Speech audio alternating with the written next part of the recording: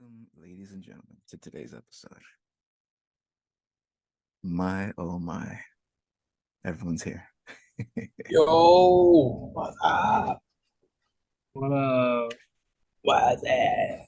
I don't see why we wouldn't be here. Well, you just never know in these situations, you know?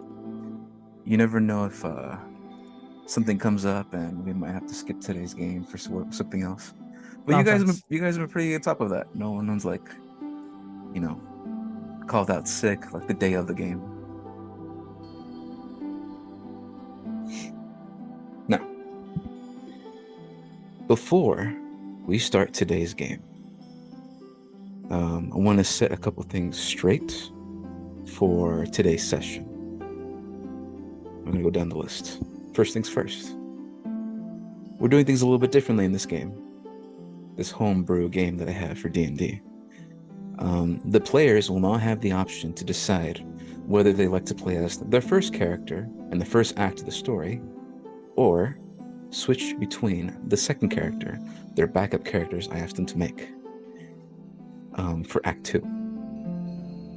It's entirely up to them, and if they decide to switch these characters, more power to them. However, one thing I'm going to make clear, I will not be role-playing as either or. It will be entirely up to the players to decide how to roleplay between interactions, if both of them are on the screen at the same time, and how that is taken care of. Just want to make that clear. Second thing on the menu, to introduce your second player characters, we're going to take care of that right now at the beginning. So this is a little impromptu, even before the game starts. But I want to make sure everyone's ready. Is everyone ready? Yes, Yeah. sir. Okay. Okay, Alan, I guess I'm ready too. Sammy, Yes. can you please describe the airship everyone is on? Oh, okay. Yeah. All right. We're on an airship. The airship. It's not a big one, but it's not a small one. It's definitely a ship. So think like two buses, one on top of the other, Okay. and it's made of wood. We've got a full crew, and it's got these big old sails. On the front, looks like whiskers, and on the back, it looks like someone's flapping their wings. Huh. And to top it all off, what else? Did I miss anything, Jim? If you want to give it character, if you want to describe what it looks like, what the purpose is of the ship, who owns it, just small little details like that, just to build the scene. Gotcha. Okay. Is this the airship that we talked about? Yes. Oh, okay. So this airship is owned by the very honorable organization called The honorable organization. Heoma. Aoma. Yes. Hey, Omar. I feel like if you have to tell us it's honorable, it's probably not honorable. It is. It's very honorable. For The name. This is a smaller ship that's actually a part of a bigger armada of ships. It's like one big mothership. The big mothership is called Anesthesia One. This ship is called the Myotonia. It's called that because its crew never rests. They're not allowed to relax their bones or muscles. They're always working. And it only shows up in incredibly urgent and important situations such as this. The crew is here to make sure that the prismatic storm hurts as many people as possible. And It's led by none other than Mr. Vince Oberroar. Which, FYI, this is Sammy's character, the owner of this Right. airship. Sammy owns Oh. an airship. No wonder why he's introducing. Trying to show off. Trying to flex. Mr. Vince Oberroar. If Legendary you check, pilot and even more legendary Name healer. calling. if you check the page you're on, if you scroll down, you're going to see his character down below.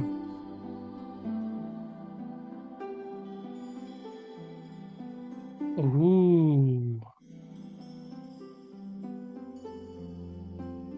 Now go ahead and describe what your character looks like, Vince.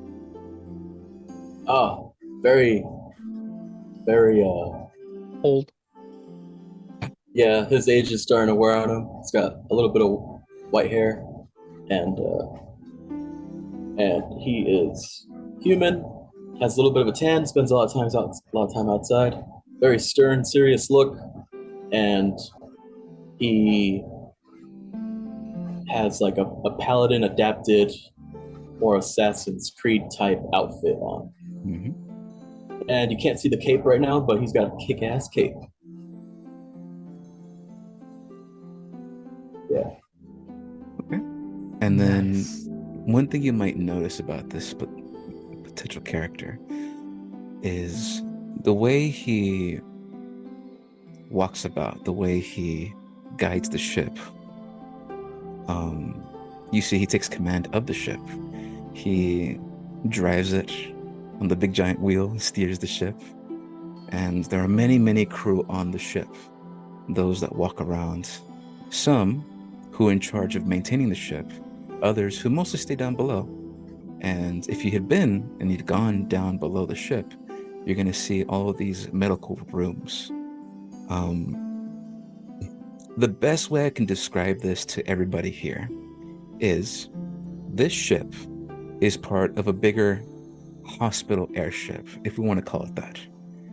And this ship is sort of like the quick responders clinic, if you want to call it that, where they take care of normal things, bruises, cuts, broken bones, to more advanced stuff, breaking curses and repelling,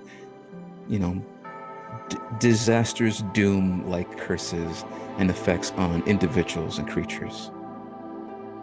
All of you have been on this ship for about, I'd say 5 days, just flying over in the coasts of the King Islands. And you've been flying from destination to destination, and each of you is under a contract by a headmistress from Esperanza asking for your aid. Now, each of you are going for your own reasons.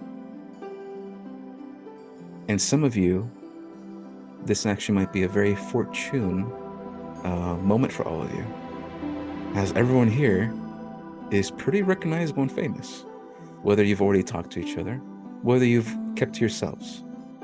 You do recognize people on this ship that they are recognizable.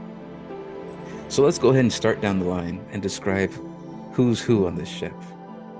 Sam already went. I want to go by the list here on Zoom. Alan, go ahead and take over. What? So you want does me your to character describe look my like? new fella, right? Mm-hmm.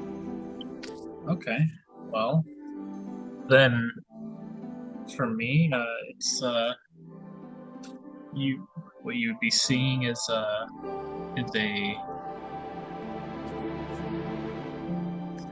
tiger beast folk. With the belt matching and everything. He's dressed up in some furs and has a peculiar set of goggles for looking at stuff. They seem pretty high tech, but they're mostly for just looking at stuff and observing things. They don't exactly do like a whole lot of fancy stuff. He's probably looking aboard the ship just admiring a whole lot of different tools and stuff, looking at everyone doing their job, and maybe even jotting down a note or two for some of his own crafts as well. Mhm. And possibly somewhere roaming nearby would be a small companion with him as well. Dressed in a small suit. He functions as an assistant for him, and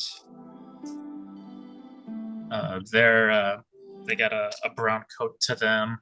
They're particularly smaller, but he usually probably hangs near this tiger beast folk, which I guess I should be saying their name would be Tony Deora. Tony Deora. Strong name.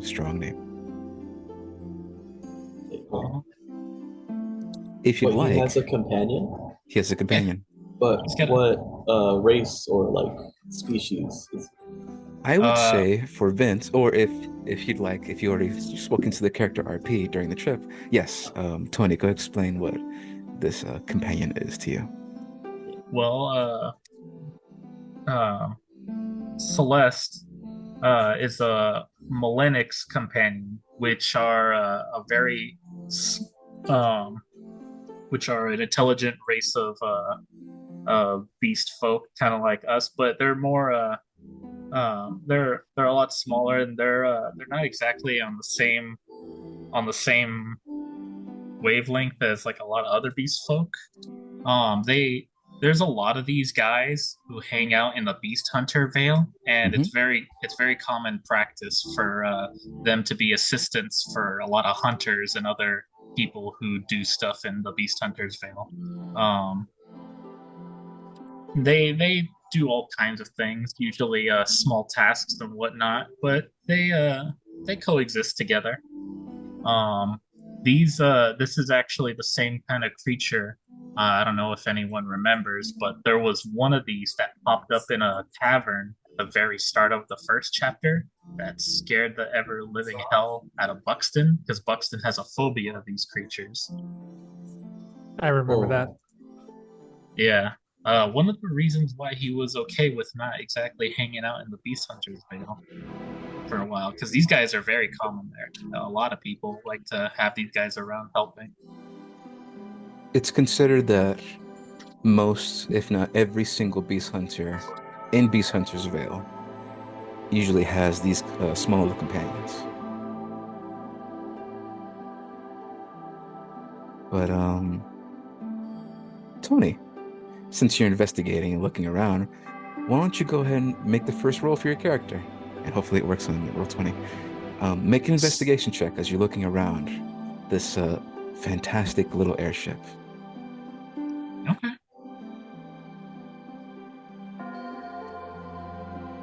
$17, that's pretty good. You're marveling at the fact that this ship is a combination of modern technology and arcane magic. In the center of the ship is a glowing sort of purple rune, and this rune, it sort of gives off like a low hum, and it powers everything: the steering, the way it moves, items on the ship that are powered, like this a never-ending faucet of water, this sort of constant creation of food in the mess hall, and sort of this never-ending supply of medical herbs and spices in the medical rooms. If you'd like, you can study this magic and add it to your repertoire of things that you can do yourself. Hell yeah. I mean, he would for sure be checking out that kind of stuff. Anything that lets him tinker more with his own stuff. Okay. Go ahead. You decide what tools you want to use for this, but and I would say in the past couple of days that pass, you can go ahead and study it, try to work through it, and if enough days pass and you understand it, you will gain a new ability for this character. Lovely, lovely, lovely. studying the runes around and the arcane magic and the technology around you.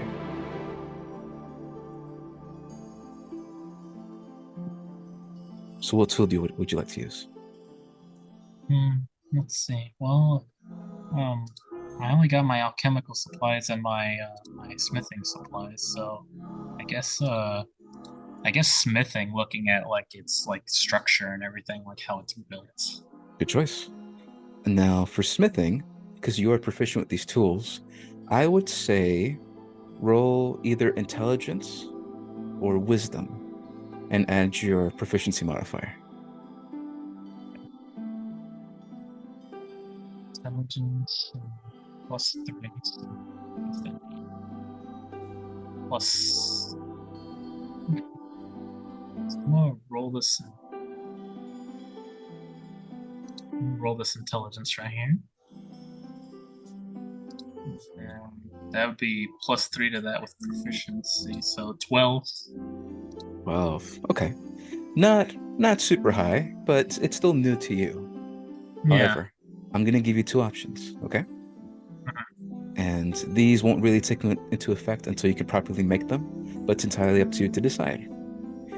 A, you get the ability to make an arcane engine. Now, what is an arcane engine? An arcane engine will allow you to apply this to your little robot companion, which has not been presented yet. And this will allow it to do either great bursts of speed to walk around in, make it shoot faster, make it shoot more. So the arcane engine would specifically be for your little companion, the other one. Or you take a look at the magic being used by this thing, this automatic summoning of these magical items, the automatic summoning of never-ending supplies. If you study this, I will grant you the spell, Summon Food and Water, for free, that you can cast as many times as you want per day.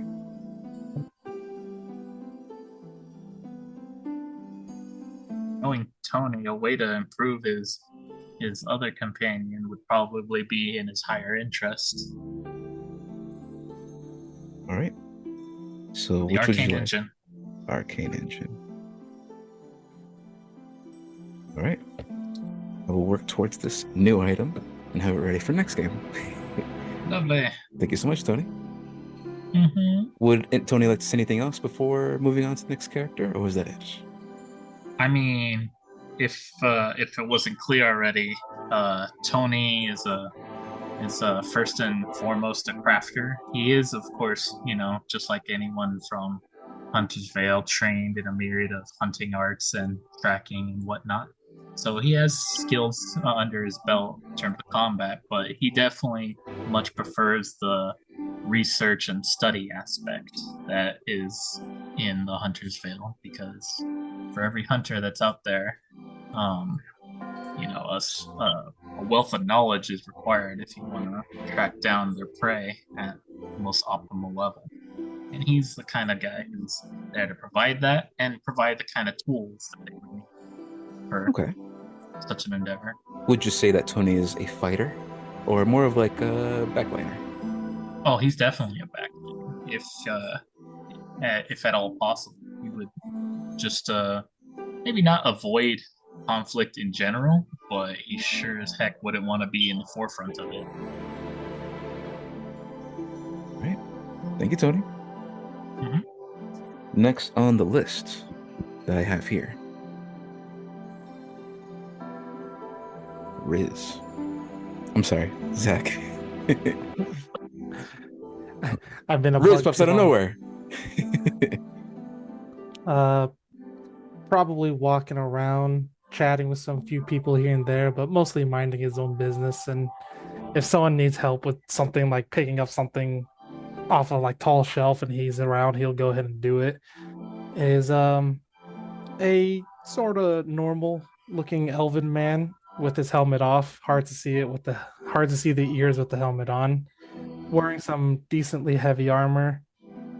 Kalun Isvan, but he just lets people call him Cal. it's a lot easier. All right.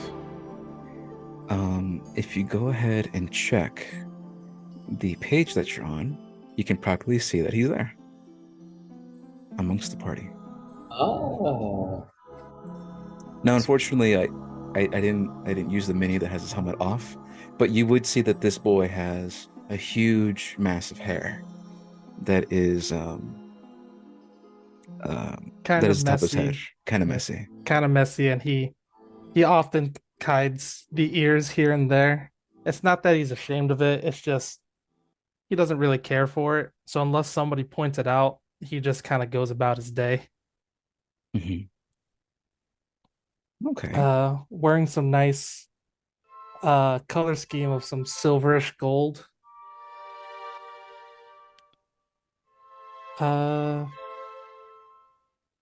Not really doing much, just kind of exploring the ship, trying to make himself useful.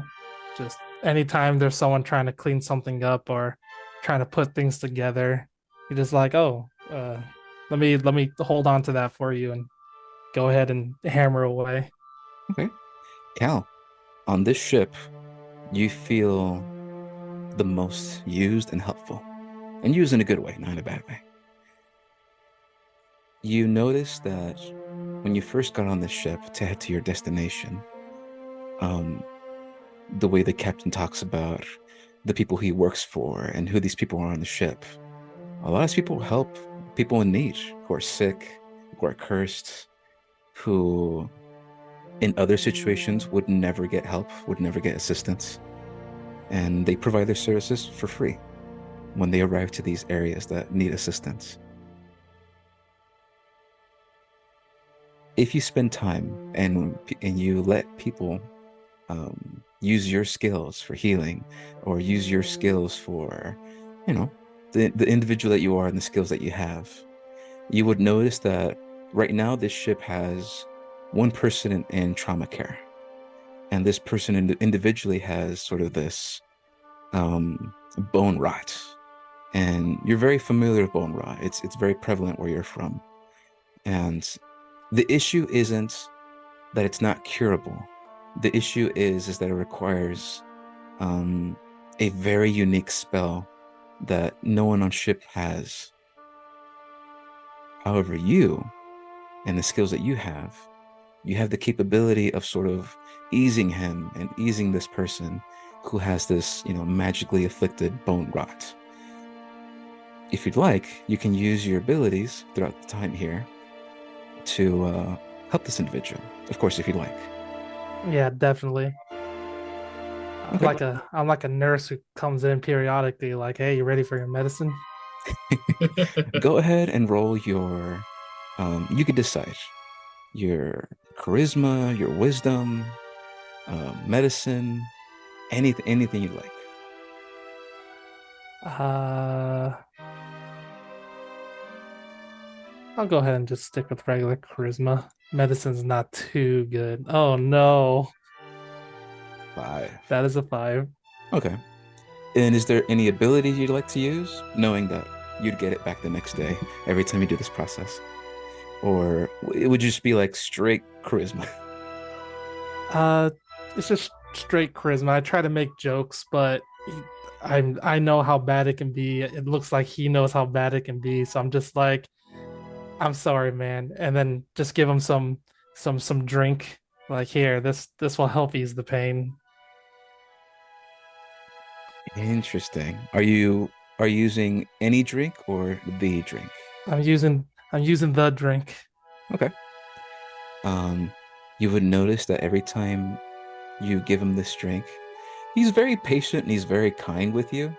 With how charismatic you are, you're trying to be, but you see that he's always looking forward to your drink right after. Yeah, that that checks out. And you see that this individual, let me give you a proper description of who this is.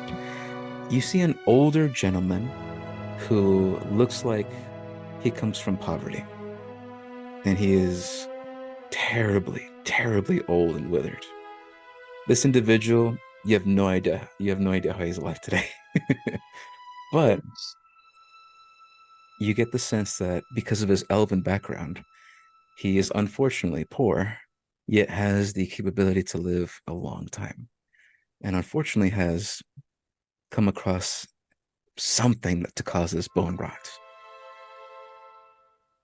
But anytime you give him that medicine, sorry, the drink, anytime you give him that drink, you notice that there is recognition in his eyes.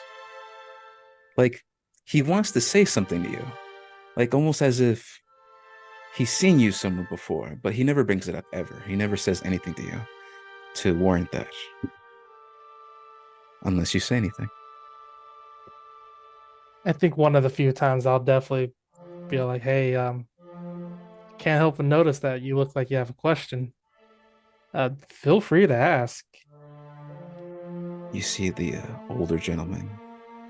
He takes a look at you and he says, "Oh, hey, Sonny. I don't mean to stare improperly. I am pretty curious myself. But, where'd you say you were from?" That's kind of a tricky question. I mostly go back and forth between Euphoria and I actually forgot the name of the other one. It's okay. It's the Abyss Empire. Yeah, that one. Um, and then that's when that's when his eyes light up and he looks at you and that recognition is there. And immediately he knows something about you. And he says,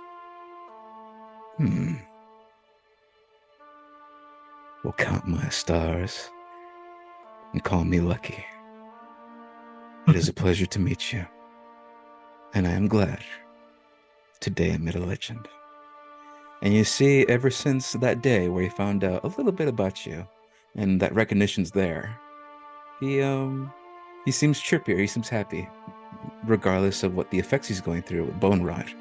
He, ever since that time you told him, had that conversation, his spirits are up and his mood changed drastically since that day. And he's recovering healthy. Yeah. Every so often Awesome. I'll try and correct them, be like, legend isn't a term I would use. And just you focus on your health, old timer. He kind of like he says, "No, of course, of course, of course. Now hand me that drink." It's like as he like chuckles to himself. like once a day. You have to wait till tomorrow. "Ah, you're killing me, son." I'm not, and I'm gonna walk away. Ooh, you got him. But you make a healthy connection with the people that are sick on the ship. And he is one that stands out to you during these 5 days traveling through this airship, heading Mum- to Esperanza. Mumble to myself like it's always the old people. All right. Next we have Andrew. Yes. Please go ahead and describe your character as you've been walking around the ship and noticing all these things little by little. I'm just a small person that hovers around and tries to be polite, kind of lifts myself off the ground, try to be eye to eye level for people taller than me. Um, Going around, trying to do big things. Small person doing big things in the world. Exploring, healing, Yay, short king. trying not to get in anyone's way. Why don't you go ahead and describe what your character looks like? That way we have a good idea. The small Asmar, nice, beautiful, angelic wings, with a robe, some glasses like a teacher, have a book by my side, and I'm just humming as I'm walking around and make sure people are just all right. Hey. All of you would walk around and you would notice that this individual, this ASMR, is incredibly small, but has a big heart as she flies around, and she's the one that really is asked the most help in the trauma room. Um, do you have a name for this character? Yes. My name is Galerin. Susan. I like it. Galerim? Galerin. Yes. Gotcha. Well, you come across an individual down at the trauma room suffering with bone rot. And go ahead and make a medicine check or religion check for me. Okay. I'll make a medicine.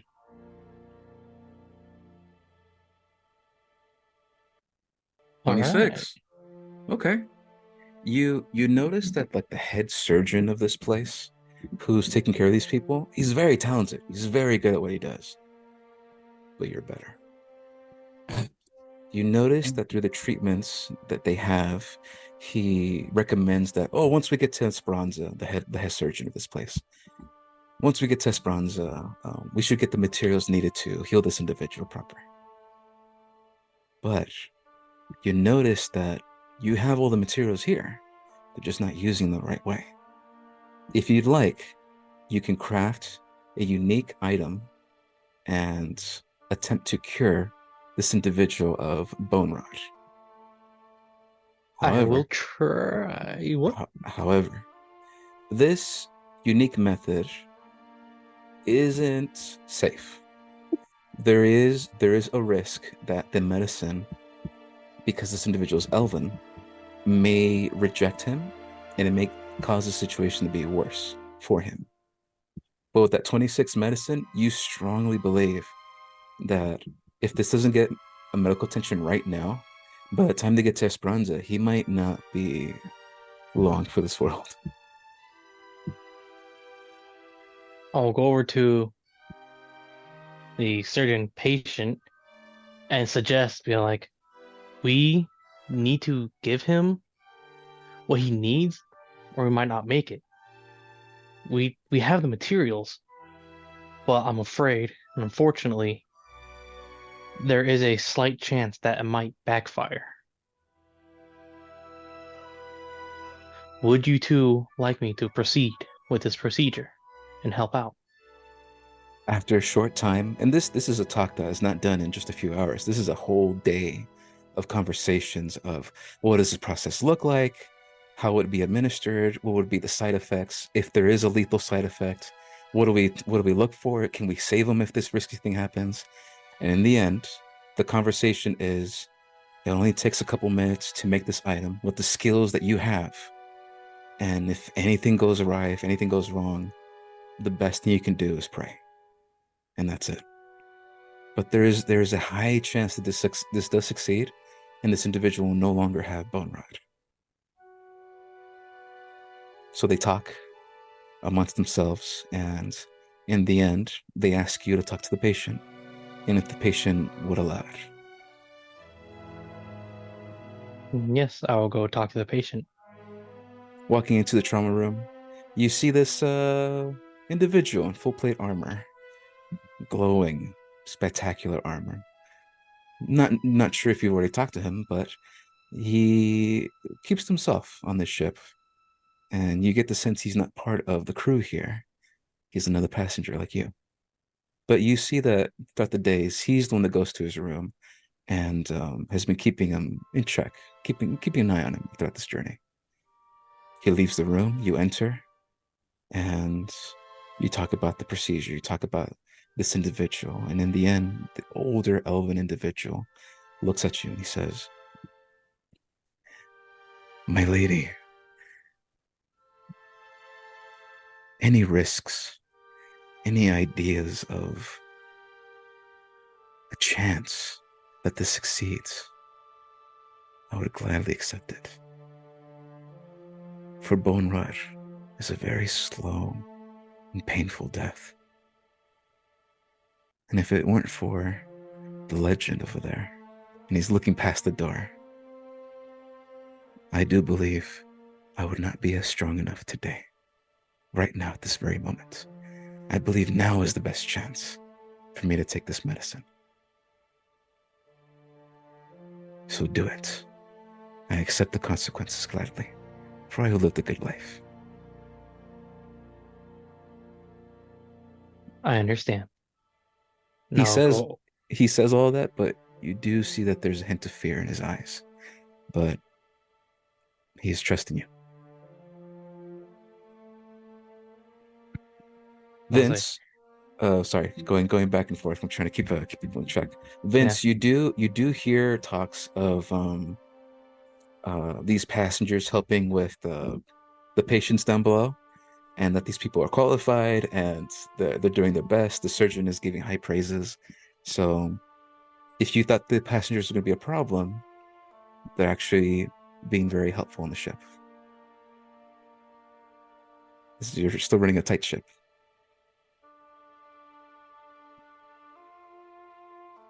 Oh, we lost Sammy. Oh no, sorry, I was very lost in my typing. You said I'm running a tight ship, but I didn't hear what you said before that.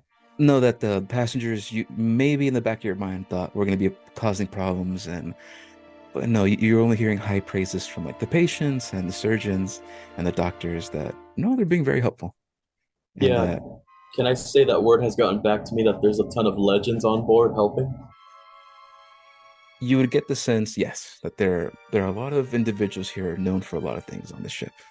Ah, I think to myself, it would be nice to have their help once we get off this ship as well. All right. Going back to Gallerine. Is that his pronounced name? Gallerine? I'm gonna hope it's Yes. Gallerine. Okay. Gallerine. I need you to make either another medicine check or a wisdom check. And with this unique concoction, you can add a spell to it. Embed a spell into this medicine if you'd like. Just know that you're gonna get it back, don't worry. Okay. I'll do medicine since it's higher than regular wisdom. Okay. And is there a spell that you'd like to embed into it or not? Into the medicine? Yeah. Yes. Which spell?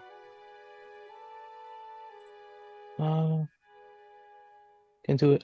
Is this level? No, it's this one. No, this one. Yes.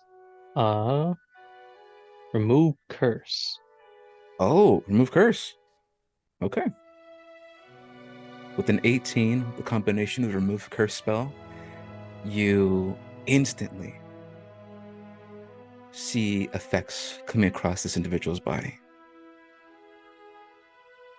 However, they do seem to be helping. You do see that skin comes back into the color that goes back into his skin. You see that where there was once gaunt and like a shallow face is now full once again. And the bones. Strange thing about bone rot is that you can see an outline of the bones out in the open, almost as if like a person's irradiated. Ugh. And it gives off this sort of black essence, a black glow, turning into purple violet. And immediately you're seeing this violet glow dim, dim, and dim shorter. However, they're still at risk. Would anyone like to roll D100 for me? I'll do it. Okay. Oh. Don't roll lower than a 10. How about a 10? Oh! Woo! Well, lower than a 10. All right. It's It not wasn't lower.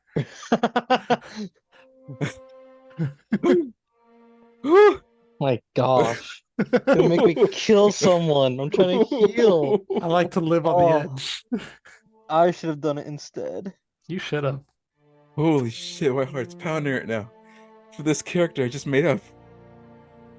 Oh man, I wanna roll just to see, just in case. You said not under, and it wasn't under. Right. Yeah, I just want to see if I would have done something, but the answer is 10. Gallerine. You notice No. immediately. Oh my god. Jesus. I should not have. You made the right choice.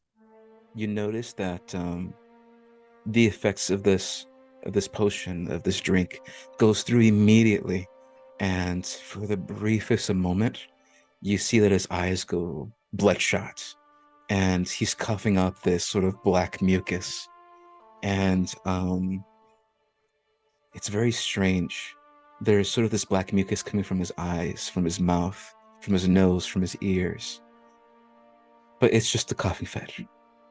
It's just the coughing fit, as all of that goo leaves the glow of his bones, and now it comes out of his, body proper. And he throws up for about 10 minutes, just like black goo that comes out of his mouth. But after that, you see this guy is as healthy as a fiddle. And you have successfully helped one of the individuals on the ship recover from bone rot. Hooray. If I rolled that D100, I would have killed someone. You would have killed someone. Good thing I didn't. Woo. All right. Well, thank you so much. At this point in time, we're going to go back to Vince and then head back to everyone else. Vince, as you're flying around on the airship, you notice that the air around you is sort of whipping hard and fast. You notice that the air begins to sort of change a little bit. Go ahead and make a perception check for me. Okay.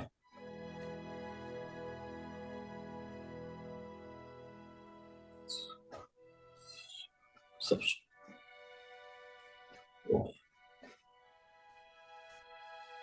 23. Okay. You're starting to notice something coming up, and it's coming fast. And it's this sort of burst of green energy that sort of flashes up against the ship. And it flashes again. And this sort of like wind of howling wind sort of bumps the ship, but this time it's sort of the color of purple. And you notice that you're getting close Just a little bit. to a prismatic storm. Yes, the prismatic storm. I've been waiting. Now, we're going to switch it up here, as I'm going to need you to fly through this thing and try your best to get out of it. It's no problem. I've dealt with this before. Everyone who's on the ship, you would notice that you start feeling some turbulence. Some pretty bad fucking turbulence. And soon the ship begins to drop out of the sky a good 60 feet as you begin to sort of levitate in the air for a moment and then land back on the floor. Now, because the ship is magical, you notice that all the magical armaments, all the magical, tools, everything, all the medicine, it latched onto the sort of like the ground, on the table, on the cabinets, and nothing is broken, nothing fell out. Vince, you are flying through a prismatic storm, and unfortunately, you have 500 feet left to go before you are out of it. Explain to me how you get out of the prismatic storm. Okay. Using my arcane expert, I'm gonna have her track where the storm is worst and where it's easing up. I'm gonna try to follow the path she gives me, finding little pockets where it's safe, Okay. while keeping control of the ship. Then we're gonna do an impromptu roll. Make a perception check and add your arcane bonus. Your Arcana Plus bonus. 2. So it'll be this plus 2. 12. 12. Okay. They're yelling out to you. North side, north side, north side. And you're seeing that there's this sort of wave of red clouds coming in and sort of rays of fire being shot out and shooting out everywhere. And it's getting closer and closer in your direction. Gotta maneuver around it. Okay. Go ahead and make a dexterity saving throw with the ship. So you're gonna roll a d20 and you're gonna add +6 to this roll. Dex save +6. Ooh, easily. This sort of rays of fires shoot out from this cloud of red, and you begin to dip and sort of swerve and maneuver out of the way. All of you inside the cabin, inside the ship, being like tossed around and trying to hold on to anything for dear life. But thankfully, no serious damage to anybody else. Vince, you are now 300 feet away from the exit of this prismatic storm proper. And this is the worst you've ever seen it before. You've never seen it get this bad.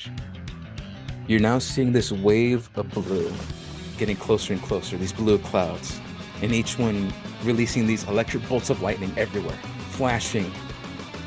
I need you to make another dexterity saving throw. Okay.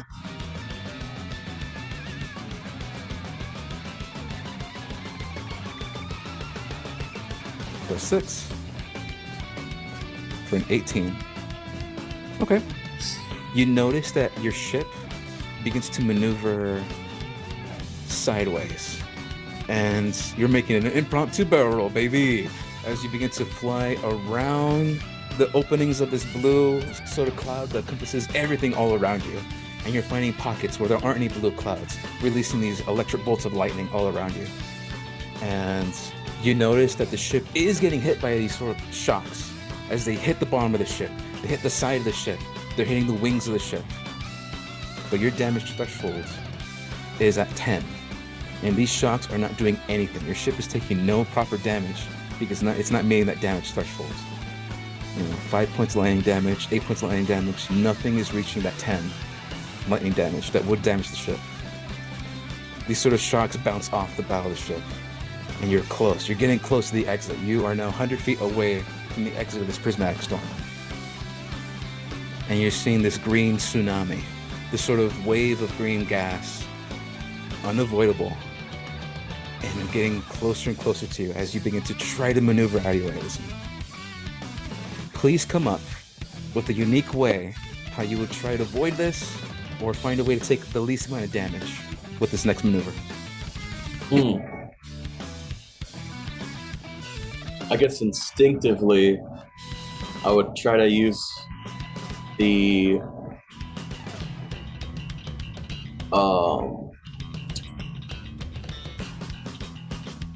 I would try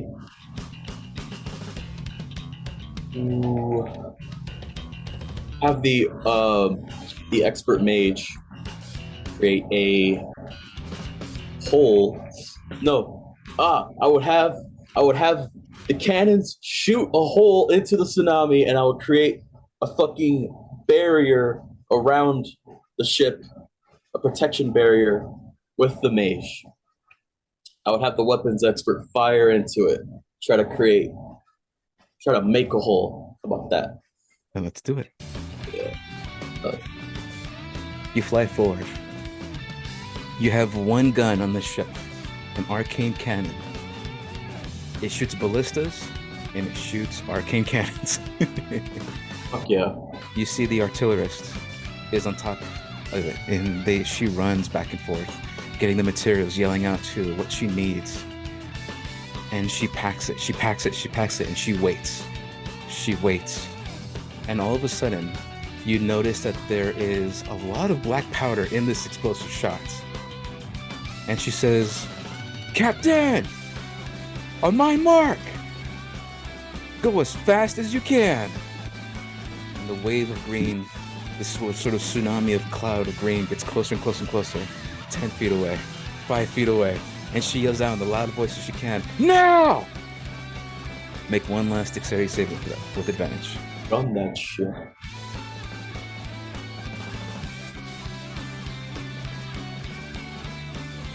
+18 +6. That's pretty good, man. You notice that the arcane... Is that advantage? No, yeah, there's a advantage. It's good enough. He still passes. Yeah. The arcane cannon is shot. And what you notice is that it doesn't shoot a projectile. It shoots this massive black cloud of, burning smoke. And your ship is sort of like encompassed in this burning smoke. And it sort of radiates hot air, but you notice that none of the green cloud comes in this burning smoke. You guys are smoke screened in this explosion that exploded right in front of the ship and sort of covered all of you as you fly through, taking no damage whatsoever. You are now out of the prismatic storm. And in the light far beyond, you see a land getting closer and closer as you see as Esperanza. That's Hey cool. man, good That's job. cool. You Part of my didn't team. you didn't was take any dope. damage from the ship. That's why we're the best. All right, we act fast, we think faster. Right. All of you arrive to the meeting where this is to take place on time. If not, you get there actually a bit earlier as you begin to fly down, and the directions were not at the airport inside Esperanza, but sort of next to a tavern known as El Peñasco. And we'll get back to all of you later. As we move our scene, camera pans away from the airship, getting farther and farther away, getting closer and closer to the tavern as the camera goes to the tavern itself, as we see this massive celestial beast, the druid, in his different form, carrying everybody. Sweeto, Riz, Buxton, Geralt the Old, Birdie, and Turtle, the Iron Golem, and Bruno chilling in the back. As you arrive to the tavern itself. All right, give me a moment to change the scene.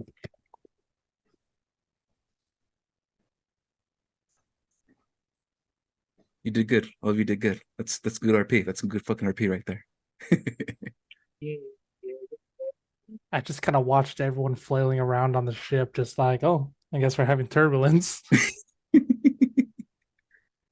I was probably just like, whoa, with all the dope maneuvers, especially shooting into the clouds. I was like, whoa, yo, that's my cannon, but like way big. And then thankfully, everyone would realize that Vince was operating the ship so well that no one needed to make saving throws to get to fall off the ship. Nobody. That's how good he was at flying the airship. That no one needed. He kept in mind that however he maneuvered, there was enough force to keep you guys on the ground of the ship and not cause you to fly off. That's why I you never wasn't made worried. any saving throws. I like that. We do the same. I wasn't worried at all. Probably worried a little. After a long, long, long fucking day, all of you feel exhausted.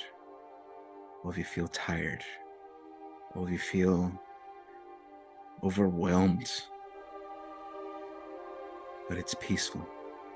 For the first time in a long goddamn fucking time. As you feel a sensation, almost gut punching, as like your muscles tense at the sensation of falling, as this massive giant silver dragon, again the form of the druid, Tia, lands on the ground with a large thud. And you look around you, and you see the tavern looks a little different. There's a new addition that wasn't there before near the tavern.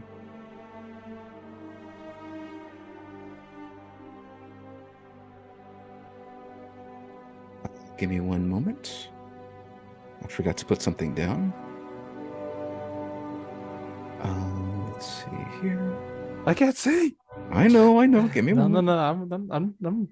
I kid. Suela's not there, unfortunately. But what I'm gonna do is gonna put the everyone camera so that everyone can see. There we go.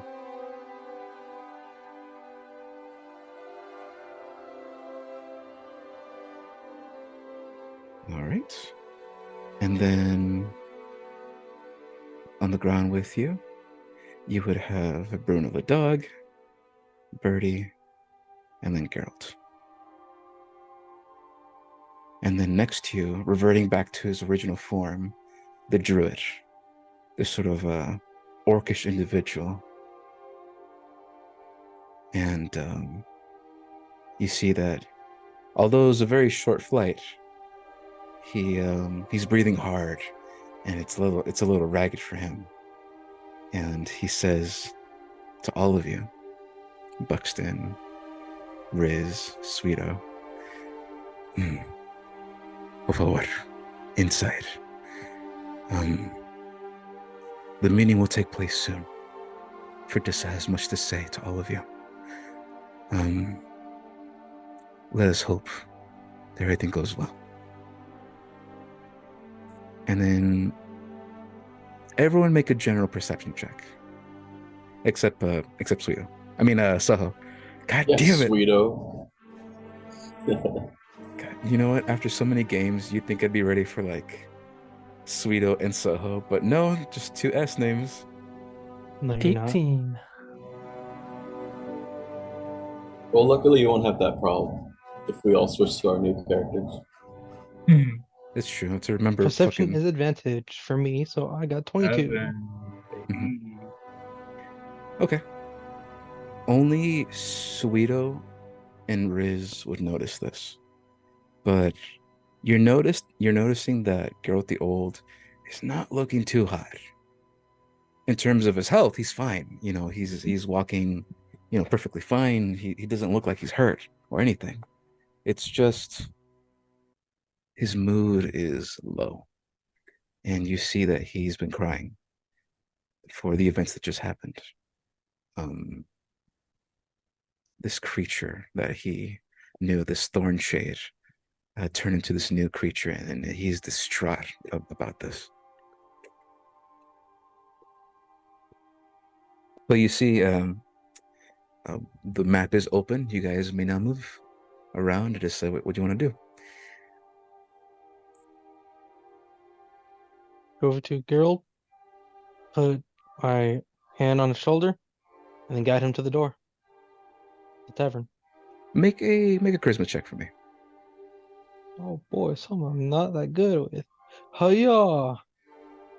Oh boy, as expected. 5. You see that he tries his best to sort of like shove you off in the most polite way he can, but you see he is not in the mood. Your best way to comfort him, he's not taking it right now. And you see there's an apologetic look in his eyes for the briefest of moments, but no, he's not doing good right now.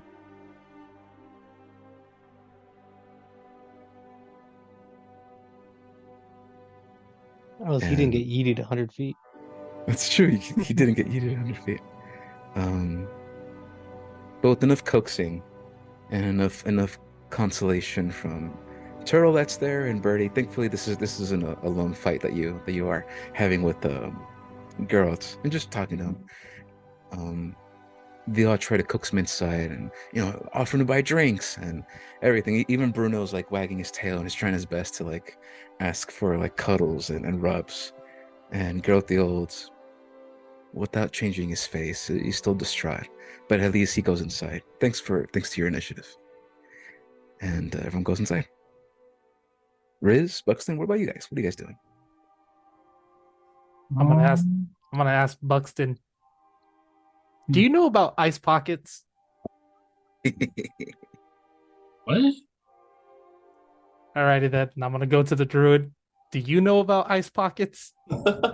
Yeah, I just immediately He gives you a unique look, and he says, mi amigo, I do not know what ice pocket that you speak of, but describe it to me. What is this? It As was he gently coaxes you as well to like get inside the tavern. yeah. I'll follow and I'll do my best to explain the place that I was at Okay. and how they Um, told it to me that it was a pocket area and it was cold. So I'm like ice pocket now. um, you explained the whole experience, everything that had happened, Yep. and is your keg of meat still floating in the air, or did you Yeah, like? it's been following me.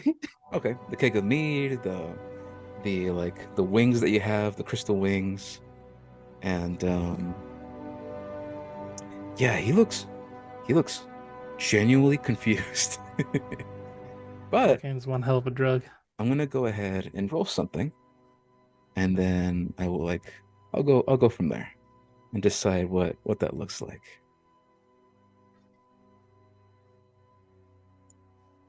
Give me a second to make a private roll. Okay, that is a 3. Unfortunately, you see that this old grizzled green guy dresses like a hobo. He like rubs his chin and everything, but no, nothing's really coming across for him, and he's looking kind of confused. However, he will tell you this, even with a 3. He tells you, mi amigo, when when did this happen? When you passed through the portal, After I correct? ran away from after I escaped the sandstorm. You escaped the sandstorm, and then you came here to the mountains, and then you went to this pocket. No, I went to pocket, then here. Pocket Okay. first. Oh, mi amigo, there may be a possibility that you traveled into the realm of ice for a moment. A land so cold that it is a different existence entirely.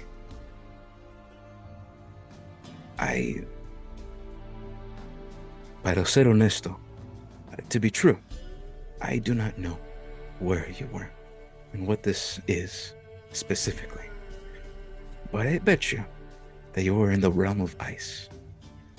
More specifically, the realm of water, where the land is so cold that it is frozen. Did you get just, any like- names? I just like stare at him and just keep nodding. He tells you, did you get any names? Anything to go off of? These people that you met? Well, I already explained everything that happened. Okay. And he says, very interesting. He's gonna make one last roll. Now, Zach, do you remember the names of these individuals? Or would you like them to look them up for you? I'm looking. I got you. I already have them. Well, before you do, I want to see if I do not have them. They are not there in the notes. The female individual, the lady that really spoke like a child, her name is Ellie. The large wolf fox spirit with 9 tails, that creature she called Otto. And Theo, the druid, he got a 15. He says, Ellie. Interesting. I may have to do some more research, and I will get back to you.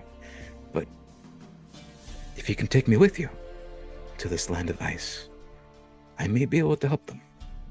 I'm very good at traveling through between the lines of reality and closing them.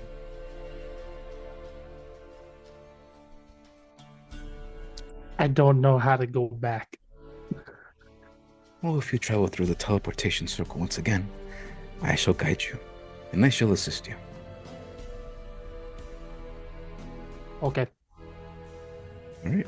And you guys have your talks and conversations, and throughout this whole thing, you see this little female small maid creature is walking around and like offering the menu, offering some drinks, and you see the large orcish woman as well carrying these large kegs of mead is walking around giving menus and saying, what would you like to order, etc, etc, etc, etc. We don't have to roleplay that. You guys order what you order, you get your drinks, and eventually you have food presented to you after a long fucking time. It is scrumptious, it is great, it's delicious, very nostalgic. Yeah, buddy. So you guys are eating. Time passes. Sweeto and Buxton, you guys can decide who goes first.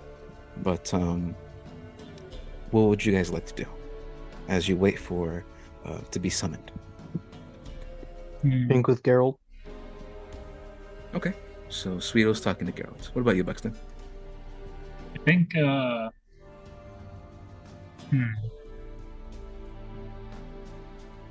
think I kind of want to know more about this druid fellow that Chris is talking about. Also, whatever sort of madness he's spewing about ice pockets. I was probably over listening to some of that. Okay. From the gist that you got, and if Riz, retells the story, or you sort of caught that conversation, yeah, you got just that Riz was somewhere before you guys teleported, and then it was somewhere else again when he teleported again. And none of this has happened to any of you guys, just to him. And it's very disconcerting. But you're more curious about Tio, right? The druid? Yeah, because I don't think I'm very familiar. Okay. Go ahead and roll either history check, or a religion check, or a nature check for me. I guess I'll do religion. Oh, yeah. Okay. Oh, look at that. Yo, 22. Nat 22, baby. It's pretty good, man. It's pretty good. Okay.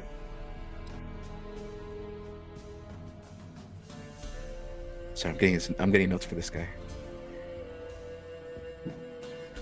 Tio Tia Khan, also known as Tio, to the residents of Esperanza. Like I mentioned before, he is an astral druid. And little that you know about astral druids is they focus the study of the stars and creatures closely related to the stars. And I would say that an astral druid is a 1 in a million. Many druids focus on, the forests, fires, spores, arctics, and all this other stuff. But he's the first one you've ever met of this archetype, of this astral druid, the study of the stars, which makes sense because this individual is from the village of the Quetzals. Okay. And then because you rolled so high, you get all this as well. You would know that the village of the Quetzals is known as the people of the Nebulosa, or the Bulo. It's a small, isolated, village nestled in the dense forest, and the culture revolves around space and the magical beasts known as Quaddle. And they're very, very fierce protectors of the land. Now, keep in mind that these people lived here long, long, long before the Maximiliano Empire arrived and sort of conquered the area. The Maximiliano Empire left these people alone because of how powerful they were. And from your time here, this is the first village person that you've seen from this settlement. None, even crazier, it's actually the leader of this village. So you know that this individual specifically is extremely powerful. Is there anything specific you'd like to know, or I can give you the history lesson here that I have because you rolled so high, but it just depends what you want to know.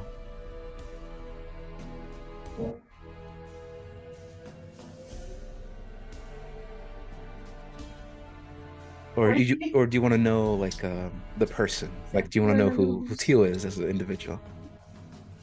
Uh, real quick on that very last part by me again. The connection got stable Oh, okay. suddenly. What I mentioned is that you rolled so high that I can give you like the full history, the background that I have on the people, or would you like to switch the conversation to like who he is as a person and why he's here and like, trying to figure him out? Yeah, I think I mean more towards that. Like, what's his specific story and what's got him hanging out with us? Okay. Is this a conversation you have with them or just like kind of what you would know?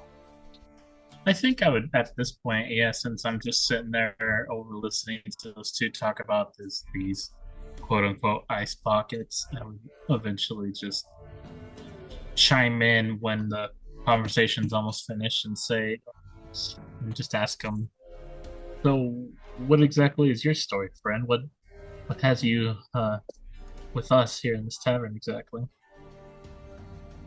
Takes a look at you and he says, mi amigo, uh, I do not know your name. I would like to Oh, properly address you before I speak. oh, of course, Buxton. Buxton. Buxton. My name is Teal Takan, but you may call me Teal. Many do. How to say.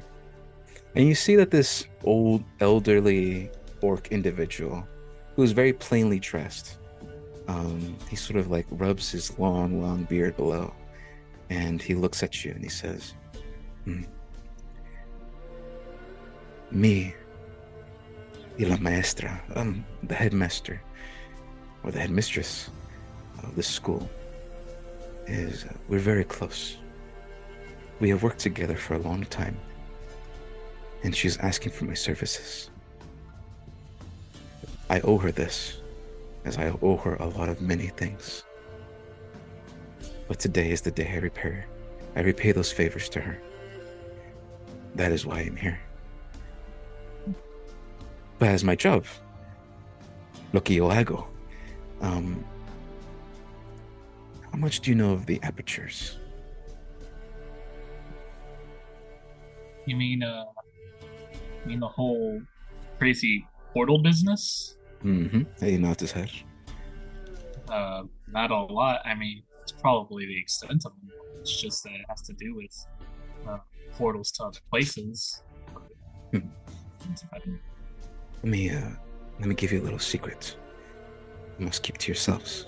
And you see this little mischievous grin on his face. I am the only one that knows how to keep them shut. Why do you think we have not seen any since your arrival, since the time of aperture? As he like waves his hand around, as if to like present the world to you. It's like, yeah, because of me, there's no apertures. Well, okay, so shoot, then we got a big shot on our hands essentially. When you say that, there's a concerned look on his face. And he says, I only wish it was that easy to fix. Mi hermano. There is a theory, and you can decide to believe it or not. The theory is that if the aperture happens consistently, over and over and over and over again, think of do you know what a balloon is? A balloon? Think of a balloon filled with water. And each small little pop by a needle, dropping little sprinklets of water, the aperture, small tears in reality to this world. The theory is that if it happens enough times, one pop is going to rip the balloon and release all of the water at once. That's why it's important that I keep them closed here to not let the balloon open.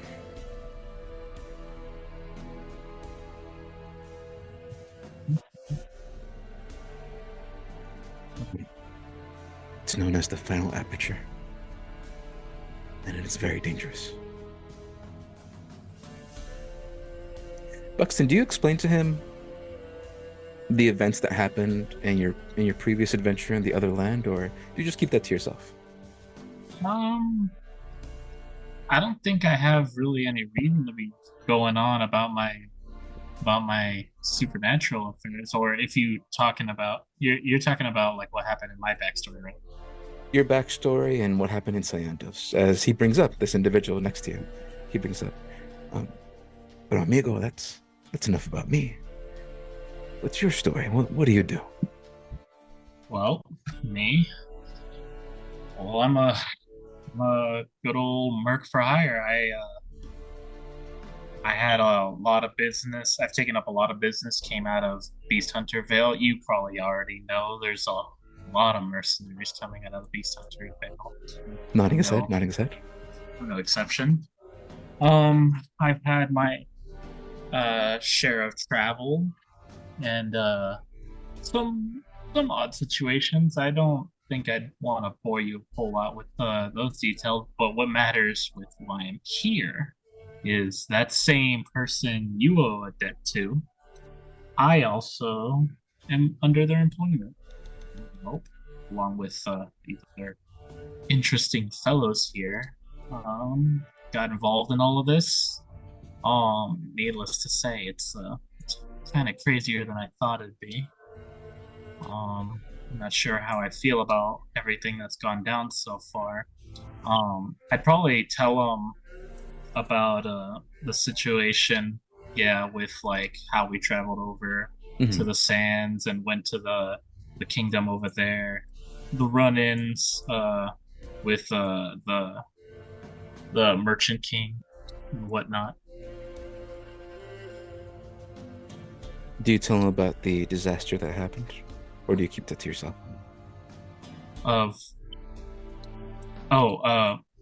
You know what? I probably would let him know about them. You cut out for a second. I'm sorry. Can you say that again? I probably would actually share some of those details with them. Yeah. After you explain who you are and the type of jobs that you do, he makes a little joke and he says, a guardaespaldas, a bodyguard, a dog bodyguard. Yep. Guard dog, if you will. I did not want to make the joke. Yeah, it's fine. And you actually have a good conversation with this guy. You see he's very chill, which is, it's so strange because everything you heard about this guy is that he's very strict. He's very impassive. He doesn't give a shit about anybody. He's very, what's the right word? He's very strict. He keeps to himself. But the man you've heard about versus the man you're talking to is not the same guy. But once you start talking about your adventures and what happened to Sayandos, he looks at you and there's a concerned look on his face again. And he says, interesting. And there's a look on his face and he looks back at Riz and he looks back at you and he says, This is serious. The whole kingdom was destroyed? Yeah. And there's a look of shock on his face. Buxton, it was a pleasure to meet you. Me tengo que ir. I must go for a moment and speak to Ferdista, see if we can get this meeting started immediately. Thank you for your time, and I apologize. As he gets up from the table and he immediately begins to leave the tavern.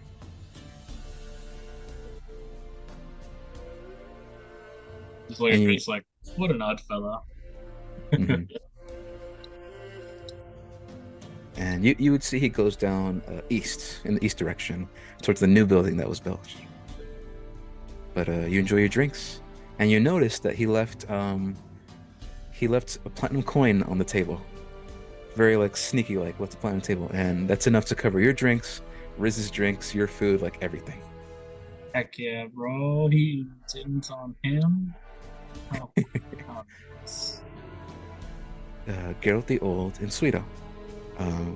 What would you guys have talked about? Oh, I didn't say I'll talk. I say I'll drink with them. Okay, you drink with them, and you see that he's not touching his drink and he's not eating. And you see Birdie is trying to console him a little bit, talk to him about, you know, if it wasn't for you, we wouldn't have made it. And I think that you did a lot. You did good. And you see Geralt the Old is just not looking at anybody. And he's just looking at Bruno. And he's like just petting the top of his forehead. And he speaks up and he says, I never toast to anybody, but this dog is special. And you see the first time since this whole experience, he's actually smiling. Bruno is he's not a normal dog. If you haven't already told and seen for yourself. This dog has saved my life many times. I found him in the Feywild with his brother, Thornshade.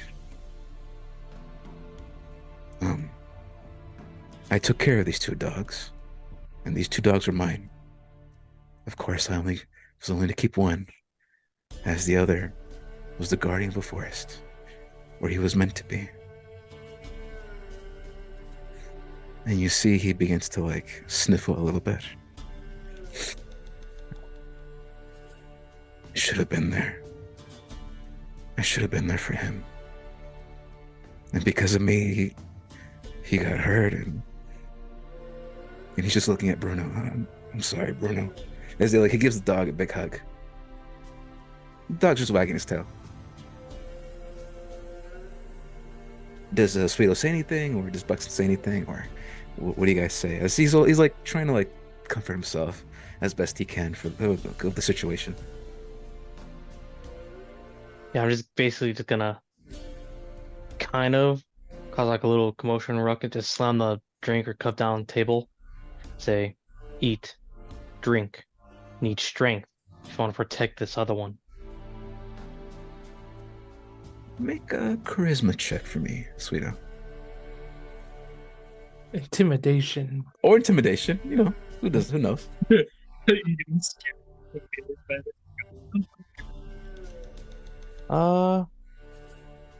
Charisma check is much better than intimidation because it actually has a 0 instead of -1. Okay. Well, roll with your. Oh boy. Nice. Not a good day for Sweeto today for consoling people. Nope. But you see the girl the Old looks at you, and you see that since this whole ordeal, he's not drinking. And the food plate that he has, which is like huevo con frijoles and a lot of beans and rice, he just gives it to the dog. And you're not supposed to feed this to dogs, so don't do this. All right, audience, don't do this. All right, don't feed your fucking dogs this food. This is fantasy dog that can't eat this. All right, so shut up. Sorry. He gives the dog his plate of food. The dog immediately goes for it and eats it. And he's just happy. He's more like, it's the best way to describe this. He's happy that Bruno's right next to him more than anything else. Now that he's talking again, and he's looking. He let that information out now, and he looks at you, Sweeto, and he says, "I ain't hungry, and I don't think I'm gonna be hungry for a while. I get the sensation that we're gonna learn about a lot of tomfoolery and bullshittery." Next couple moments. I'd rather eat that up and chew it before I actually eat anything. And he just goes quiet again.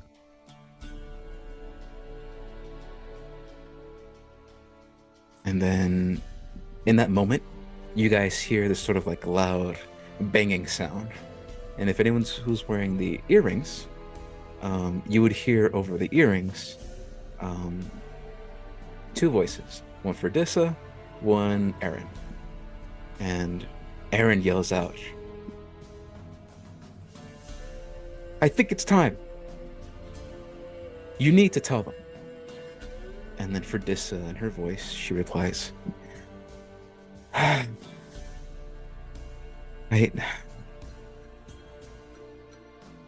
Fine. We'll do this now. And all of a sudden, everybody, you hear this sort of like a ringing bell. The sounds of like church bells going off. And then you hear a voice in everybody's mind as you hear the headmistress for Dissa is telling everybody, if all of you friends, individuals I've hired, mercenaries, and Turtle could meet me in the war room, it'd be much appreciated. And that's all she says. And then Turtle responds with, I know the way to the war room if you'd like to follow me, as he begins to make his way towards the exit. Pleasure to meet you all. Sweeto, this is for you. As he tosses this big chunk of ore at your direction. I'm going to grab it because it's ore, could be refined. Okay. This is a random ore that he has picked up, but he knows how valuable it is. However, I'm gonna need, what's it called? I'm gonna need you to roll something for me, okay?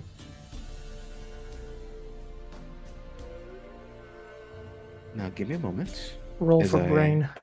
prepare this. That's gonna be a terrible roll. No, it's gonna be fine. It's gonna be fine. 1, 2, 3, 4, 5, 6, 7, 8, 9, 10, 11, 12, 13. Okay. You're gonna roll a d12 for me. And on a 1 or a 12, you get to decide on 2 ores. 12. Okay. That's not bad. That's not bad. Hey, it's not bad. All right. Speaking of the odds, 1 or 12. You get the option to decide on the Exalted Platinum ore or the Extinguished Xenic ore. I cannot tell you what any of these are. You just have to decide. Kind of like a 50-50 before I tell you what it is. Exalted platinum or extinguished ingot. A zinc ore. Extinguished zinc or exalted platinum. I'll take the platinum. Okay.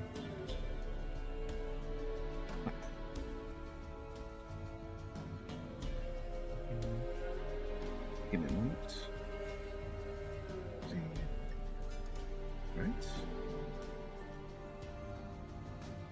Sweeto would immediately know what this is. As I'm going to put in the Roll20 chat so you can see what it is. The Exalted Platinum ore. This weapon grants a +1 bonus to ability score of your choice, which can exceed the maximum limit of 20. You can use this blade to revive a creature with full health when it reaches 0 hit points. However, you can't use this ability again only once every 7 days. You can imbue this ore into a weapon of your choice when you make it.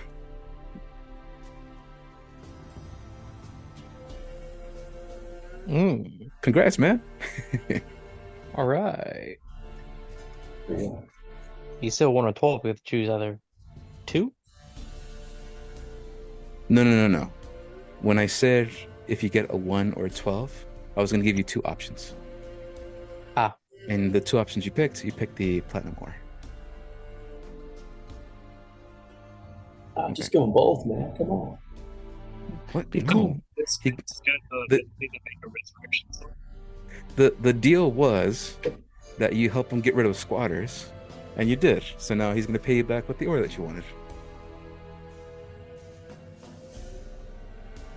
The deal's changed. I want both. Great. I have also You see Turtle begins to walk in the The direction ultimatum. of the quote-unquote war room. Does anyone else follow, or what do you guys do? Are we being summoned? Yeah, you heard Ferdis's voice in your head, and you're being summoned. Yeah, then I'd be like, all right, boys, looks like it's that time. So I would just roll down the remainder of my drink and head out. Okay. Alan, you are kind of far away again. And I know it's hot in your room. It's Well, hot. We're having a hard time hearing you. Yeah. All right, I turned it off. Do I sound far away sometimes? No, you're good. Oh, okay. No, the problem with me is my AC is literally right in front of me. Like, I'm like sitting in front, like my face is basically in it. Oh, well, mine is too. I think yours is just way louder. Yeah, probably. It's an old one. It makes a lot of noise. Oh Jesus, fucking sweeto. What the hell? Huh? I can see how far he moves and everything. Yeah. Oh, shit, hold All up. right. Oh my And then, okay, sorry, I'm moving some tokens around. And I'm trying to get this to work. Okay, and then you guys both would be here. And then we're missing Turtle. All right. He gives a knock. Knock, knock, knock, knock, knock. And the door opens. Oh, sorry. Someone else opened it. I closed so you could do the knock. And you walk inside. So you can go ahead and move yourselves. But you walk inside and you notice that inside the war room is this sort of like round, elongated table. And Ferdissa is sort of like behind this desk. And she's having a heated conversation with Ravix. Not Ravix. Wow, oh my god, I haven't thought of that name forever. She's having a conversation with Asmunder and with Aaron. Wow, I haven't thought of that name in forever. Jesus. Graphics, bro. Damn. Back. That's some season 1 shit. Damn.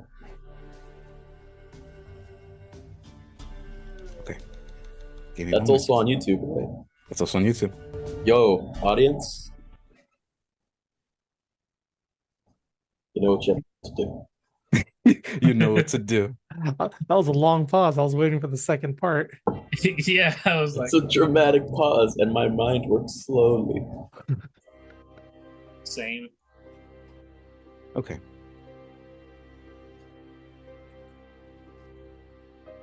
You all of a sudden feel the tension in the mood and the intensity of this setting feel a little off right now, as Aaron is just yelling at Ferdissa, and it looks like it's a yelling match between the three of them.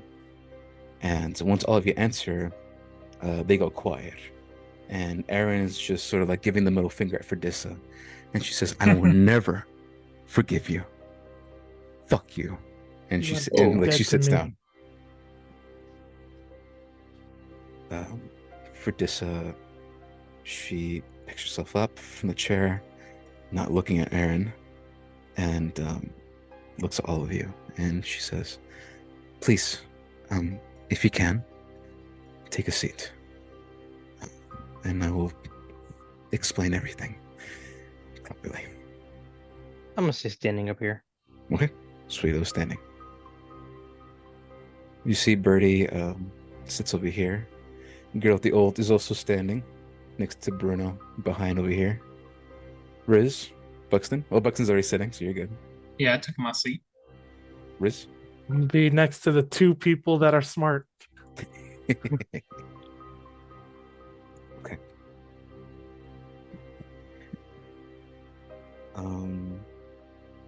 What's it called? You see that, and let me paint you a picture here. You see that before, where there was a confident Fredissa, the headmistress of the academy, who had brought you for the mission and everything. You see that she looks exhausted. She looks fucking tired. And you also notice that it's not just her makeup, but she does have like these like dark spots underneath her eyes, like showing how tired she is. And she's having a hard time looking at everybody, especially Aaron. And then she speaks up. I have noticed in the past that in these certain situations, it's best if I answer questions before I spill everything. Something you'd like to know. Just know that these answers will not be easy for me to say. But if anyone has anything, I will try my best to answer. And if no one has anything, then I will explain myself. Like a twit, I'm gonna ask, how do I go to the ice pocket?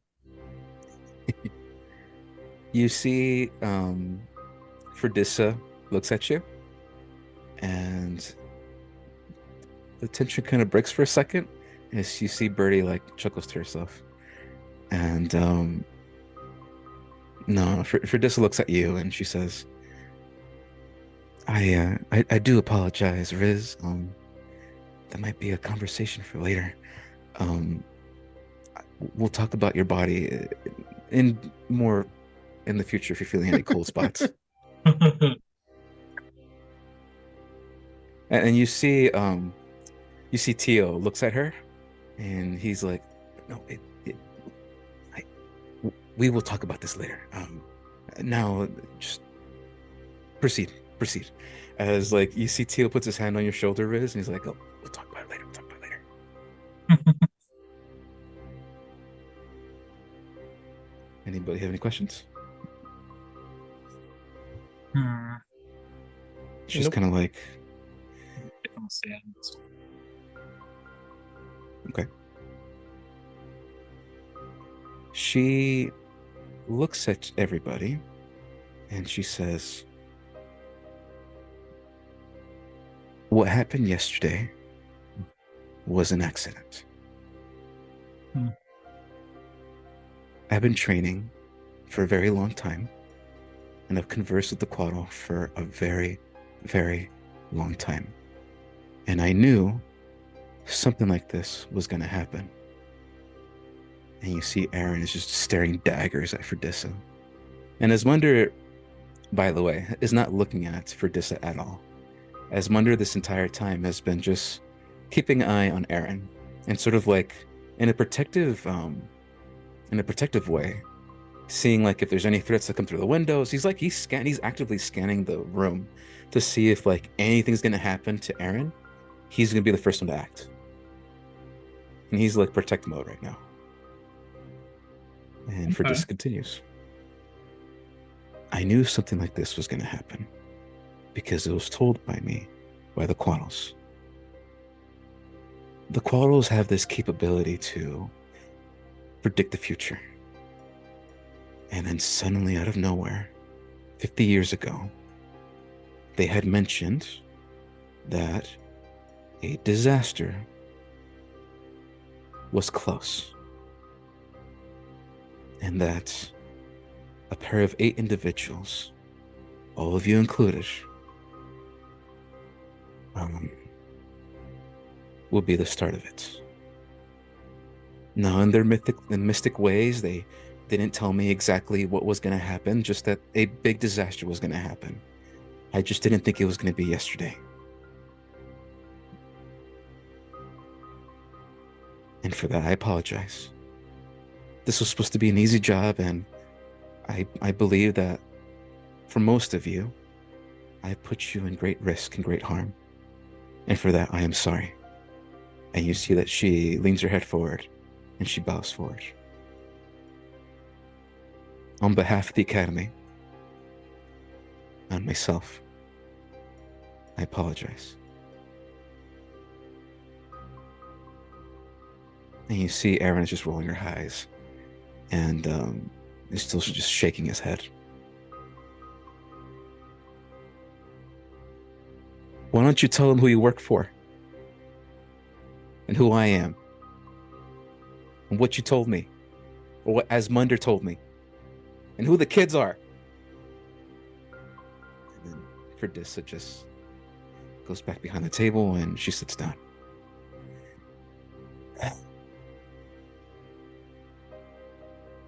She's like rubbing her eyes, and then she puts her chest forward and is resting her arms on the desk, and she says,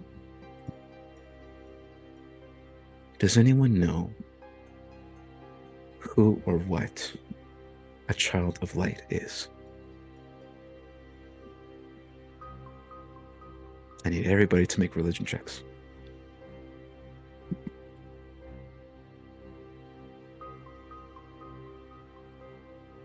Oh boy. Oh boy. Yeah, that's about right. Okay. That is a 2. Your religion is your hive. Buxton with the natural 20 for a total of 22. Yeah, why am I getting max religion rules? I'm apparently a secret holy clothman. He's a cleric. Yeah. Get him. Knowledge is Um, power. I guess when you delve into the spiritual and talk about ghosts and spirits and stuff, I guess it's only natural. It kind of coincides with like Mhm. religious aspects. It's true. Meanwhile, on um, this side, God isn't real. You would find that the Child of Light is nothing but a myth. And through your studies of the mythic arts and through the studies of powerful mystic beings, the Child of Light and the Child of Darkness are two key individuals that have come up a lot in history. The Child of Light, typically born in a powerful family, born from a dragon, the parents of a dragon, born from a king. You typically are born from a wealthy or powerful family or individual. Then there's the Child of Darkness. This doesn't necessarily mean that the Child of Light is good and the Child of Darkness is bad.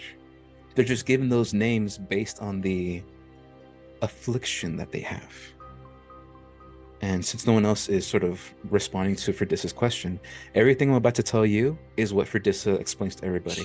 But Buxton already knows. The Child of Light and the Child of Darkness are myth and legend, where if the two were to ever meet, a disaster would occur. One so great and so powerful, it would destroy everything. Everything. Reality itself. And they explain, Fredissa explains that the Child of Light has always been this individual that is protected. But the Child of Darkness has always been an individual that will be randomly born in the world and will always be attracted to, not romantically, but attracted to the Child of Light, and vice versa. They will always seek each other out. And they explain that, again, once they meet, a great disaster would befell the world, and it would essentially end. Why this is taught and who is taught by this, no one's sure. But there exist two realms that you've only ever heard in myth and legend. There is the realm of darkness and the realm of light. Kind of like a yin-yang situation here. where both represent balance. And Ferdissa looks at Aaron, and Aaron mentions to, and Ferdissa mentions to everybody, Aaron here is a child of darkness. And the two children inside the bubble back at the facility is Luna Shadowborn and Rafael Martinez, a child of light and a child of darkness.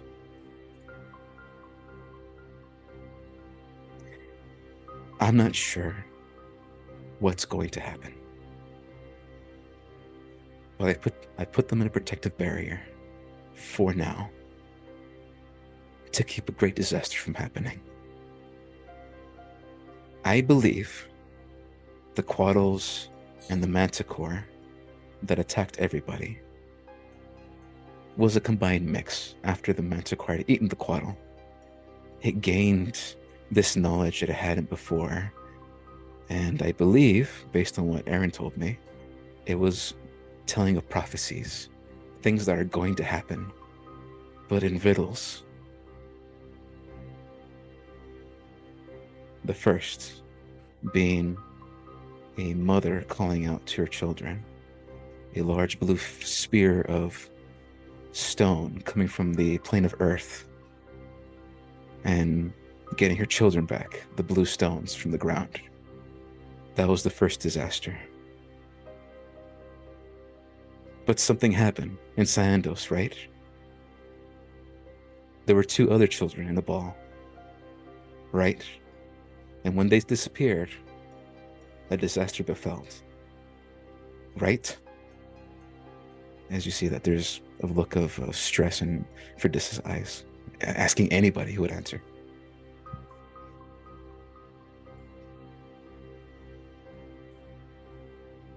I'm just gonna stay silent. I remember something big, and I remember killing it. That's who we had when we were up at the very top, right? They had them in the tower, and then once everyone disappeared, the whole place kind of went kaput. So I guess it is pretty much what happened. Then the countdown has started. I need to tell you who I really am and the people that I work for and work with. And you see that there's this sort of heavy look in her eyes. And she says, Saga the Final, the great sage of Cyandos. But if he is not with you, I only assume the worst for him. Me and many others across the lands have found these children, these students. There isn't just one child of light and one child of darkness. There seems to be a scatter of them all across the world. And we've tried our best to prevent the end of the world from happening.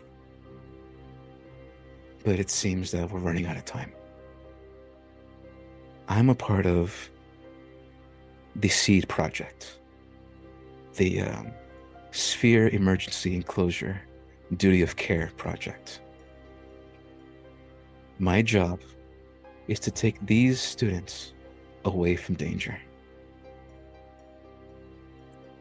Myth and legend says that once they die, a disaster occurs. But it seems that we may be wrong. It seems that once they leave is when the disaster truly occurs. So we're trying to prevent that as soon as we can. But the more we prolong this,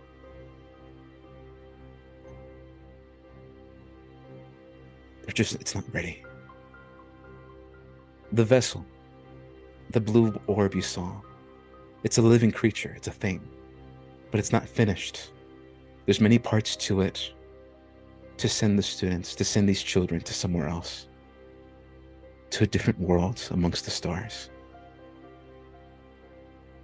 This is what I need your help with now. To find these parts, put them together, and finish their voyage into space.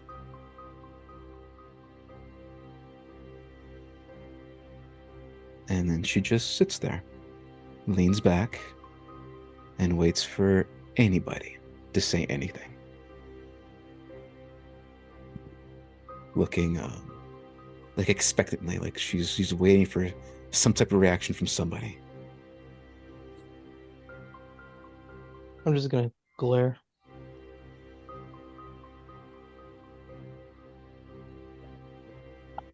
I'm just gonna look around as if like we all understood this, right? I mean, it's a whole lot to take in. We got this whole organization going on. We got all these prophecy children all about, and we gotta stop them from ever somehow meeting each other, even though there's a bunch apparently. So we And kill them all. no, if they go away, then that's an issue apparently. Verdissa speaks up and she says, as I mentioned, their voyage, their, if you want to call it a ship, the creature, it's not ready. If it were to leave now, it wouldn't survive the trip to the New World. But that's the rub, isn't it? Once the ship is ready, everything you know, everything you care about, the world, it will end. Hmm. And you see Aaron. They stand up, and she yells at Verdissa. Tell them what you told me. And Verdissa looks away, and you see Asmunder for the first time picks himself up, looks at all of you, and he says, Verdissa, the little thieving bitch that she is, also did something. She stole all of your souls. Huh? Wait, what? I'm like checking my pockets, like what? What the hell do you mean? Pockets. You check your pockets? What are you on about, Riz? What do you fucking mean you took our souls? What? Buxton, Riz, Sweeto, all of you were legendary heroes that existed 50 years ago. And you died. You are not Buxton. You're not Riz. And you're not Sweeto. You have the memories of Buxton. You have the memories of this individual that was you before. But this bitch has been using you over and over and over again. All because of a stupid fucking prophecy, of stupid fate that exists. Keeping you alive over and over and over again. Every time you die, she brings you back. Every time you die, she brings you back. Ain't that right, you fucking bitch? Oh. And Verdissa just looks away, doesn't say anything. So glaring. Wait, so how many times have I been brought back to just do lackey work then? Verdissa responds with, it's not lackey work. And then Aaron and Asmunder look at her. Prophecy mentioned that all of you would be here. And I needed you, and I needed your help. And Verdissa's just looking away as she says that. If you want to know how many times I brought you back, 13 times.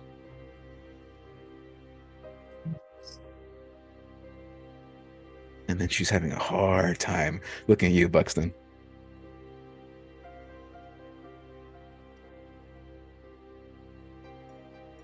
But that sensation, that voice, that singing of a female individual, you get it now.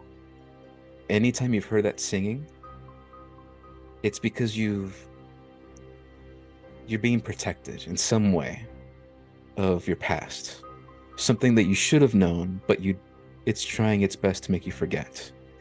And you recognize that voice was Ferdissa's voice.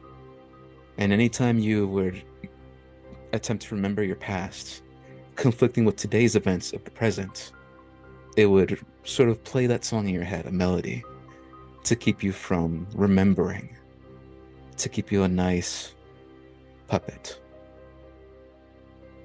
Like like a internal built-in like sleeper agent business thing in my mind, something that would subdue me and make me do whatever she wants. That's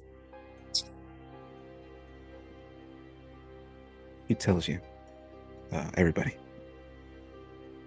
if it's any consolation, I can't do it anymore. This was the last time.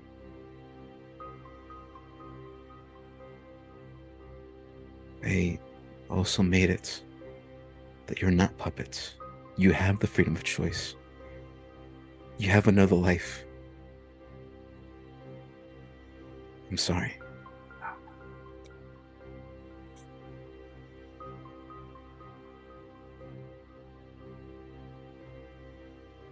Aaron looks at all of you and he says, I want to say thank you for saving me. I don't think I've said ever since this whole fucking thing started. But thank you. I appreciate it. But for once, Ferdissa might be right in this case. I want to help these students, these kids. I want to make sure that they get out of here safely. And Asmunder kind of like shakes his head, but didn't say anything. And Aaron continues, if you don't do it for her, that's fine. I can agree with you on that. But if you can do it for me and help each other to get these students out of here before this disaster happens, prepare this vessel, this thing that they're talking about. I appreciate it. And then he lowers his head and he bows to all of you. Please, help me with this.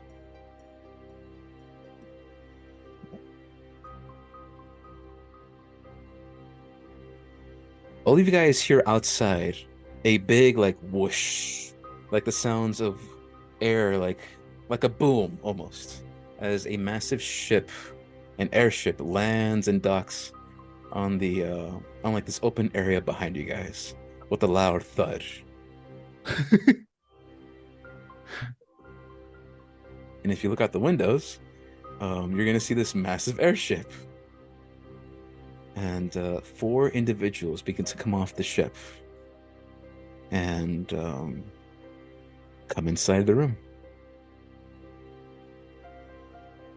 Oh no.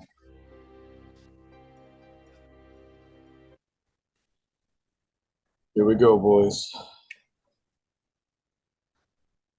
Now, before your new characters show up, does Sweeto, Riz, or Buxton, do they say anything once Aaron? as for help. Yeah. Well, it's a crazy revelation, but I mean, of course I'm gonna help. You know why I'm gonna help? I'm gonna help because I just learned that I haven't been really very much in control of what I want to do for a long time. And now I've been told I'm free to finally do what I want. I don't know what I want because apparently I'm not me. So I got to figure out who I really am and what I really want to do. And all this disaster stuff is going on. So if I want a chance to figure out what I am, who I am, what I want to do, then I guess I really do gotta stop or help at least stop all of this. So yeah, I guess you can count me in. Okay. and there's a look in your eyes, and Aaron's looking at you, and there's a hopeful smile coming from his face.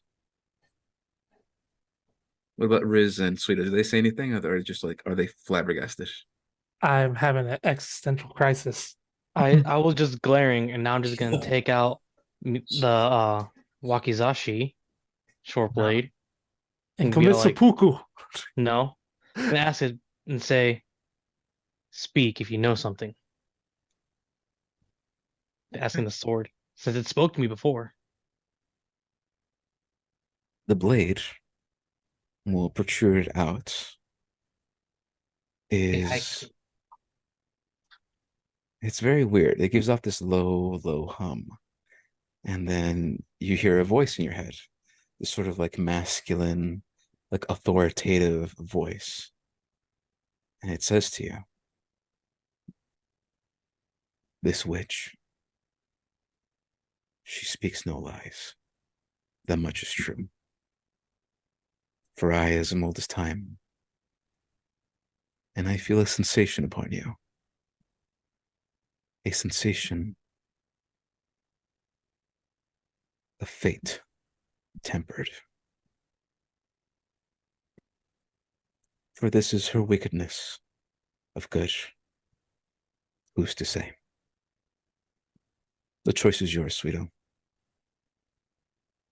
She has to serve fate for her own gains. But her gains are for the greater good. You decide what this witch deserves.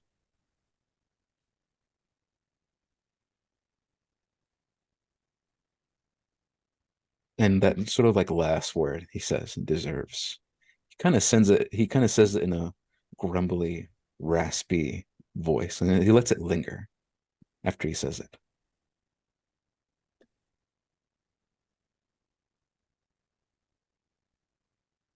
And I'm going to roll the blade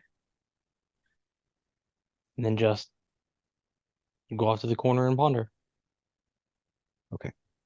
You go off to the corner and you start to ponder. Thinker style. All right.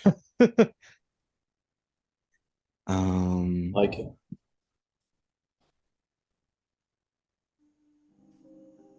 A moment passes and new individuals begin to walk inside.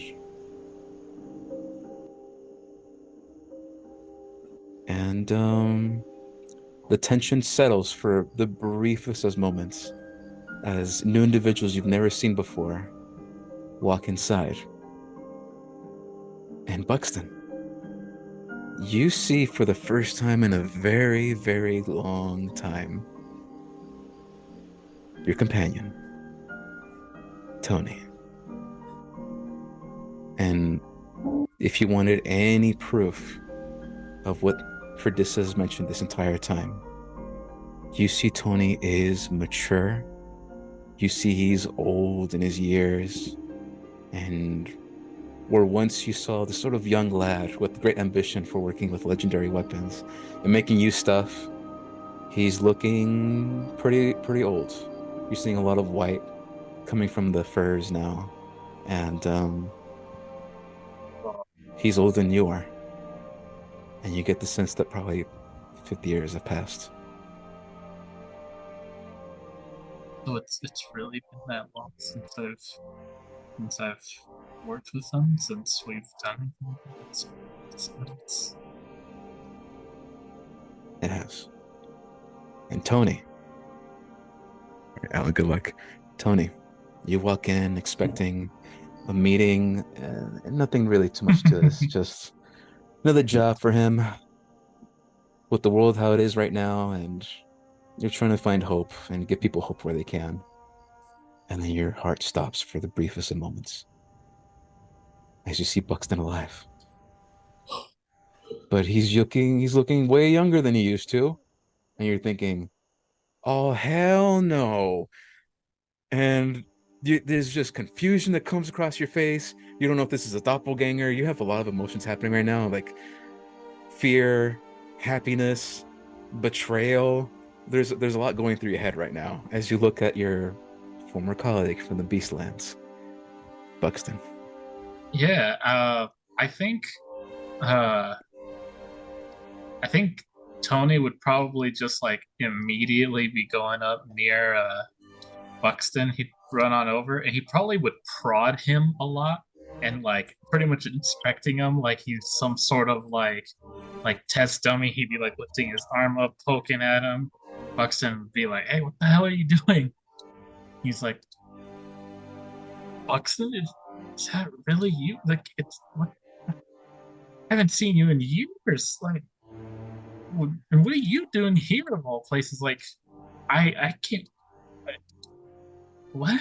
And he's just completely frazzled by all of it. And Buxton, after hearing all of what's going on with his situation, he's probably at a loss of words for how to even respond. But maybe after a second of collecting his thoughts, I think he would just simply say, "Hey Tony, how's it been? You looking different." And then Tony would probably just respond, "Yeah, you look like you haven't changed since I saw you years ago. I mean, it's insane. Like, did you get running like some kind of running with magic? Have you found some sort of crazy device out there?" And again, still probably like searching around, looking at him, seeing if he's got like anything done to Buxton. Like, I don't know, maybe it's like, did you augment yourself in some way? Did you run into some sort of crazy wizard and cast like some sort of anti-age spell on you? Like, and he's like, hey, Tony, calm down. I just got the craziest revelation, and I don't know if I can drop all the details on you because I'm not exactly sure how you tie into all of this. But how about we'll let Ferdissa over here explain some stuff. Maybe it's probably better if we hear from her. Yeah. And Tony's just like, all right, sure. Now, quick question to you, Alan. Would Tony heard about the death of Buxton at some point? Because Buxton loved to travel and he loved to come back time and time later, where there might have been no communication at all, and then at some point just might not have come back. But would have Tony learned of Buxton's demise, or with that interaction it's like, oh no, he never knew. No, I think he wouldn't have known. I think he would have because they they definitely know each other and have worked for a long time. They didn't exactly like pen pals writing letters and all that business, Right, he was a business partner. Yeah, he was a business partner. So when it came to, he just sort of figured that, and he knew that Buxton had a lot of stuff going on with his whole situation about pursuing the supernatural and everything, and that he had his own demons, literally, to work with. And so he kind of left him to be on his own. He always assumed he would come back, but he never really did. So he kind of just hoped. He kind of maybe assumed he was dead, but he never really got any confirmation. He just kind of hoped the best for him. Mm-hmm. Okay. Cal and Gallerine and Vince, what do you guys do as you walk here in this meeting? And you again, there's like a tense feeling in the air, and since your arrival, that tenseness has calmed down a bit as you're seeing all these characters all around you. Well, to the DM, how much in the know is my character? Vince would know about the disasters that are happening, and that Ferdissa has been feeding information to your organization that these places require attention and help. She's been the one with the key source and has been right this entire time, somehow that disasters will occur in places or will occur in places and that you're needed. And this time she told you to come to Esperanza as a disaster has occurred here. So she's on the money, and you trust her with this information completely. Okay. Well then, I'd walk in, Vince, and say, well, it's the whole group walking in, right? So I'd say, Everybody's all right. walking in, yeah. I'd say, hello, everyone. My name's Vince.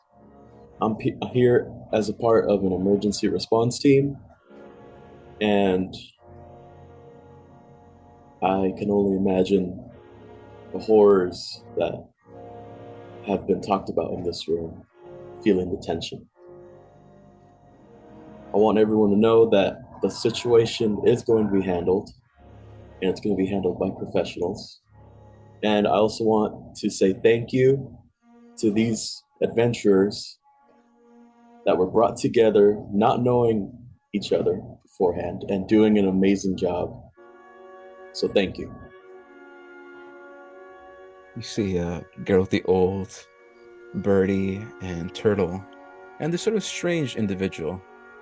And these individuals you would not know. So, old man, Iron Golem with the turtle showing his back, female individual who was like dressed very well, and an orc kind of dressed very plainly. Kind of like nod their head, and Birdie kind of claps for a second, but then she puts her hands down. Say And thank then- you. Applause is appreciated. And then Ferdissa looks at you and she says, Vince, thank you for coming. Please take a seat. Yeah. I will tell you of your objective for today and what to expect in a moment. We're in the meeting, but this involves you anyways. I would like to add one more thing before I sit down and shut up. You adventurers, I know you've been through a lot. However, I do want to extend my hand in welcoming you to our emergency team in case you're still up for changing the world. Thank you. And I sit down. Okay. How does everyone else react to that as the captain of the ship is like, yeah, all of you guys are great. You guys just are like- great. I believe it. I'm just gonna respond with, "Well, I'm glad we're not intruding on anything. I thought we kind of walked in on some other business. I'm gonna count the chairs. If there's not enough chairs for everyone, I'm just gonna keep standing.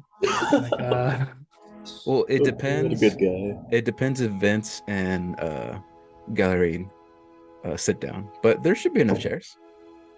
You see the Iron Golem just kind of like leans his back as much as he can. He's like, oh, there's another chair. He presents it in front of you. I'm just like still looking like, is everyone good where they are?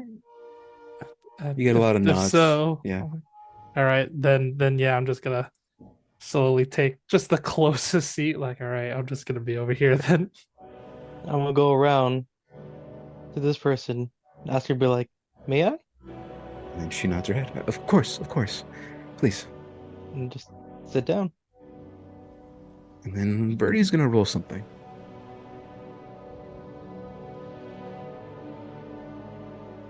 And then she looks at you and she says, you wouldn't happen to be someone famous, would you? A powerful cleric? You know what? It's not important. Famous? Powerful? I'll, No. The small, doing big things. Around helping. Sweeto, you hear that from behind you as you're pondering. Small, but doing big things. You've heard that so many times from a person you met a long time ago. And you turn around and you see Gallery. I'm then going to Sweeto then going to go over and then take a seat right next to Gallery. And then Galerin, you are surprised. Sweeto has not aged. You've gone older.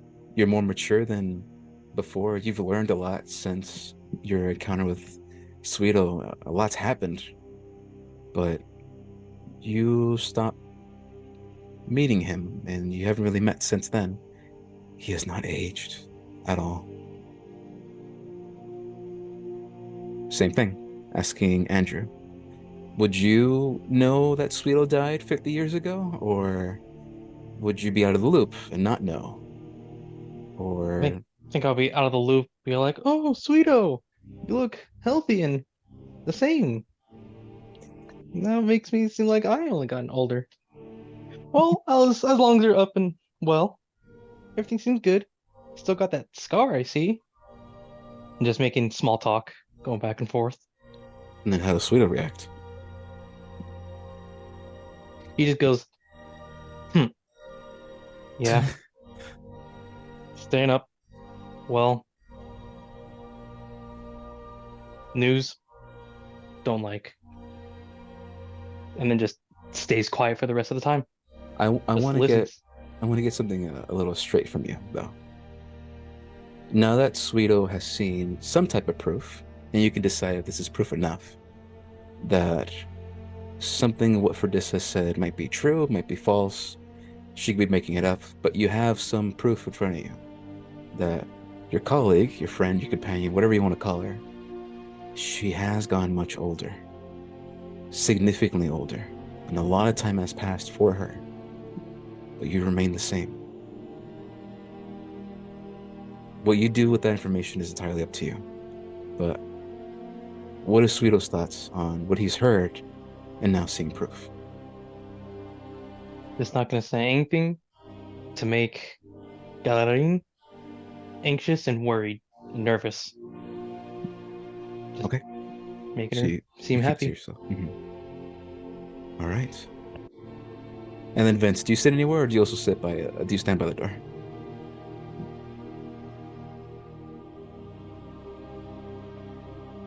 Vince. Oh, sorry. I know I didn't want to move my character without um doing stuff. I'll sit right here. Is this cool? Yeah. Yeah. You sit next to like a student, androgynous, but they're wearing like this outfit from another land, from like desert lands, and you get the sense from this individual that they've been crying a lot, and they're in a very bad mood. And this individual next to you, covered in black, and he has this sort of like black crow. Um, he's eyeing you, and go ahead and make a perception check for me, or insight. You can roll insight if you like. Perception. I'll do perception. Okay. 17. It's very weird. You get the intent, the feeling, the sensation, whatever you want to call it, that this guy is he's keeping an eye on you as he recognizes a fighter. He recognizes someone who is themselves a weapon. And he's keeping an eye on you intently the moment you sat next to this student right here. And not that because he's just being intrusive or anything, it's more like kind of like a father or like a bodyguard. He's just keeping an eye on you to see if you're going to do anything, try anything with the person next to you. And you get that intent. You always get, yeah, you get the always what you get that sensation with this guy. But he doesn't mean like he's not dangerous to you. He's just like protective. And I say offhandedly, Vince, happy to help. You see this individual looks at you and he says, Asmunder, pleasure, in a low tone, but he responded. Oh, Ladies and gentlemen, Ferdissa speaks up. This is the rest of the party. They were meant to arrive yesterday, but unfortunately, because of the prismatic storm and everything, wasn't able to warn them of the events that transpired. Everyone, this is Riz, Buxton, and Sweeto. I was waiting for you to get it wrong. And then we have someone else, Soho, but he has yet to return from his trip, so we will catch up with him later. As for the job, I believe introductions are in order. Everyone else, this is Cal. And then he's sort of like, one by one, a very, very, very quick introduction of who these people are. I feel like we've done enough introductions. Passing around at least 5 minutes of like who you are, and then, you know, who your order is, who you belong to, why you're here. Like all the information is passed around. Everyone knows why they're here. Everyone understands who everyone is, what type of skills that they may have. Conversation. You know, expediency. Now we're back here. Now, for the group that was here first, Ferdissa speaks up.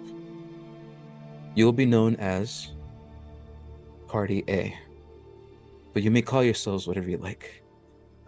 If you have a group name, please tell me and I will correct this. For those of you that arrived today, you'll be known as Party B. Same story, different group.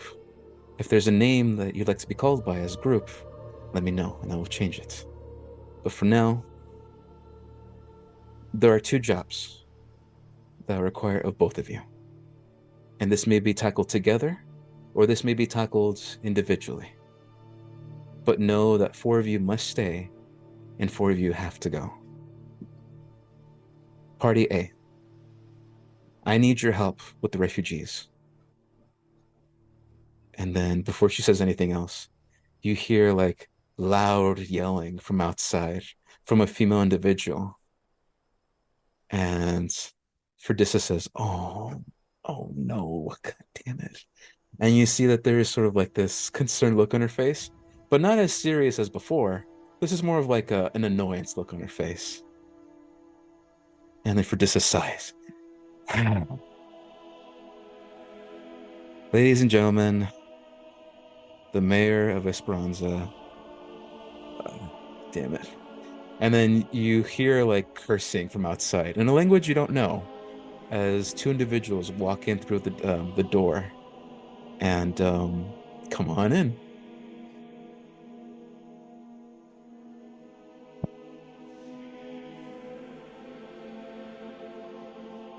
Give me 1 moment.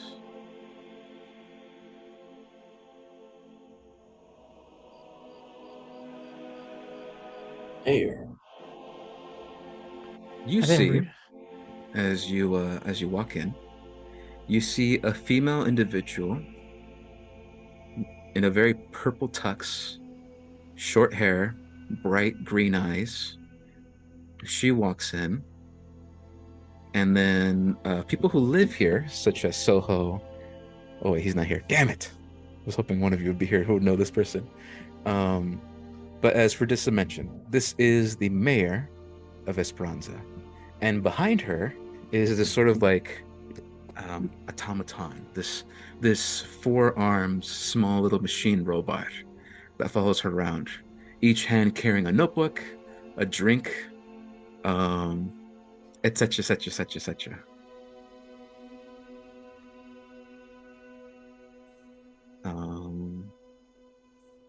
If you look back on the what's it called, the tokens page, and you scroll down, you can see that's what they look like.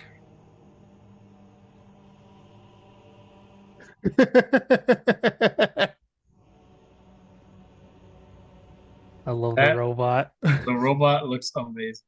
Tony would be immediately Hell like yeah. leaning over the table, and he's like zooming in with his goggles, looking at that robot, just eyeing every bit of it. Rose gold, a fine choice. You get Iron Giant vibes. Yeah, for real. He You looks like he would say Secret Agent Clank? Superman. you hear like writing on a notepad as this individual walks in, and this individual, the mayor, she presents herself as sorry, let me get my notes. Let me get my notes here. As she's like finishing yelling outside, and she comes on in exasperated, and she says, "Oh, por fin ya comenzaron. Ay, chingada madre. Ferdissa, what happened?" And then Ferdissa looks at the individual who came in. Everyone, this is Ileana Fernandez. She is the descendant of Estrella Ramirez. I don't know if any of you know that, but he came up with a drink that made this town famous. She's the prominent community leader of Esperanza, and if it wasn't for her, we wouldn't be here. And we owe a lot to her. And then you hear Elena. She responds with, "No, ya cállate, güey. Mira, necesito saber Jesus. qué pasó. ¿Qué está pasando? Creí que ya ibas a terminar con esto. Ya creí que ibas a terminar." And you hear like the robot, like next to her, this individual is like writing this all down. It's like writing. That's awesome. I And need then- subtitles. Ferdissa looks. Well, you don't know this language. You don't know the language of Max. I don't. Maximiliano. Oh. Which I think I called it Maxilianis. I think that's what I called it. So if you know Spanish, that's what it's called in this world, Maxilianis.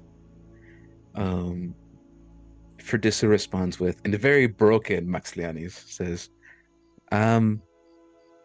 "Problema grande. Jesus. Look, Amazing.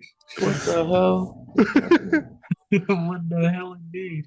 Wait, you there's a said lot the- going on." Wait, there's a hold lot- on. Yes, Did go you ahead, go say ahead. that this you say this person's ancestor made the fancy drink? So like the kombucha? The kombucha, that's right. Huh. Okay. Dope. The individual behind you, Elena, continues and says, "Look, I mentioned that I would allow you and yours to stay here. I allowed it. You know I allowed this. What I will not allow are these individuals, 500 individuals that I do not know, coming into my lands." And then Ferdissa replies back, We know. We're talking about this right now. We're going to take care of this right now." And then Elena responds with, No. Esto se debe terminar desde ayer. Y lo vas a hacer desde ayer. Termínalo. O va a haber consecuencias. And you see the little robot's like, writing. You I'm told me scared. You told me you can get this storm out of here. Why is it still here? Ferdissa, I've seen you. I've seen you do many great things. I've seen you destroy Krakens, attempting to come to the city. I've seen you fight a Tarask. A fucking Tarask. Esos pinche ways. Like, why is this still here? I know you can make this go away. And then Ferdissa responds, in time, it's not safe to remove the storm yet. The storm needs to stay, and that's why I brought new people to help out with this. And then Yelena looks around and she says, "Mm-hmm. Oh, mames, way." She's looking around at all of you. Mira, lo siento. I'm sorry. No refugees are allowed in my city. No one here is allowed in my city. We do not know what they bring with them, whether it be disease, whether it be curses. A few have already attempted to come into my city, and they have been properly dealt with. And you see there's a look of like wide eyes for Dissa. It's like, no way, no lo matamos. We didn't kill anybody, no. We just sent them back with the warning. But this is my warning to you. No one is allowed in Esperanza from here. No one. You take care of yous, and you take care of your refugees. What the fuck is happening? This is my warning to you. Until some relationship, until some information is passed of who these people are, and I see that they can take care of themselves, maybe we'll have a bigger conversation. But desde ese punto, ahí se van a quedar. Y no se van a mover de ese lugar. No me importa. And then Elena just looks at all of you and she says, if there are any citizens here of Esperanza, you may come back home. If not, you are all banned. Good day, as she walks out of the room. After Cal feels like she's a good like distance away, I'm gonna speak up through the silence and be like, I don't carry diseases, so I'm still not allowed to go there. For this, the headmistress looks at you, Cal, and she responds with, unfortunately, until the refugees can show in some way that they can take care of themselves, she is lumping you with them. I do apologize, Cal. That's fine. I just wanted to know what the full extent of not allowing entrance. So that's fine. I don't stay in one place very long anyways. I will say this, Fredissa continues to speak. Group A will stay behind, assist the refugees, and help them in any way they can. I recommend speaking to Turtle. And then Turtle sort of like waves his hand slowly and then like wave, and then puts his hand down. And Turtle is an excellent builder, and he will assist you with this. Assist in any way you can. Turtle will take care of most of the work, thankfully. And then once you are rested and you are ready, we will speak further what needs to be done. As for Group B, I need your help with an immediate threat. And then this is where Tio speaks up. For the first time since he's been in the meeting, he's been keeping himself, being quiet. Tio, the druid, the astral druid, speaks up. And all of you, the new players, the new characters looking in, you would see this large, rotund orc individual, very plainly dressed, large beard, speaks up and he says, for she is correct. An aperture tear is imminent.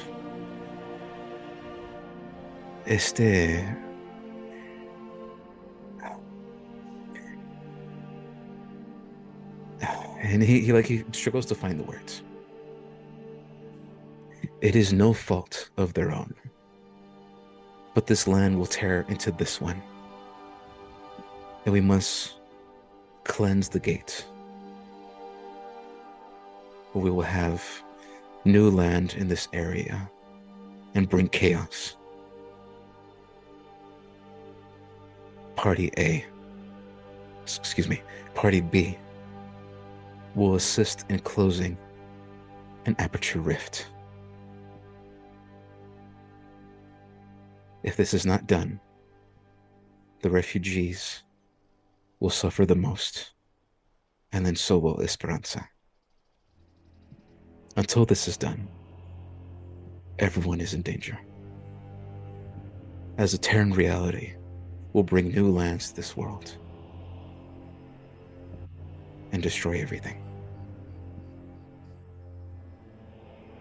And he sits down.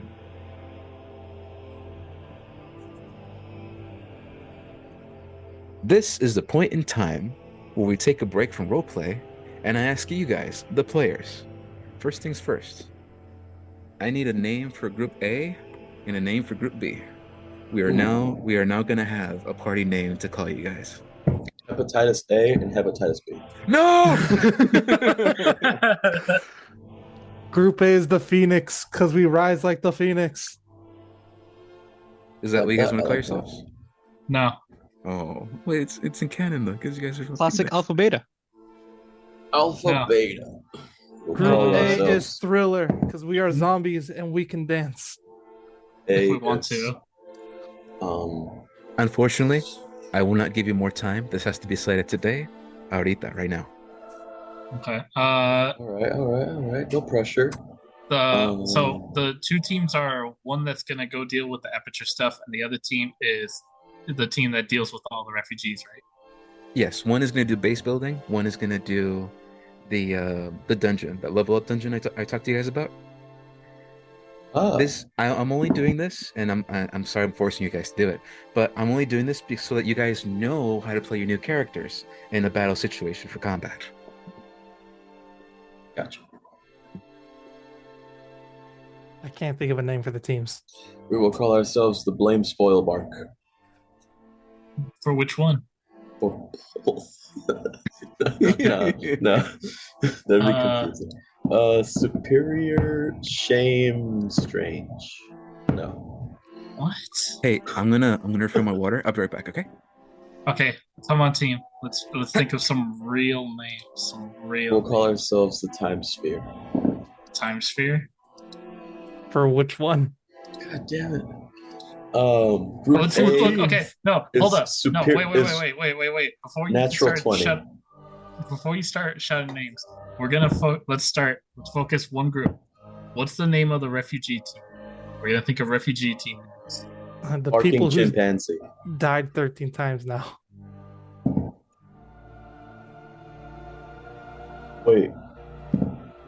What if Wait, which group are we naming right now? The refugee group?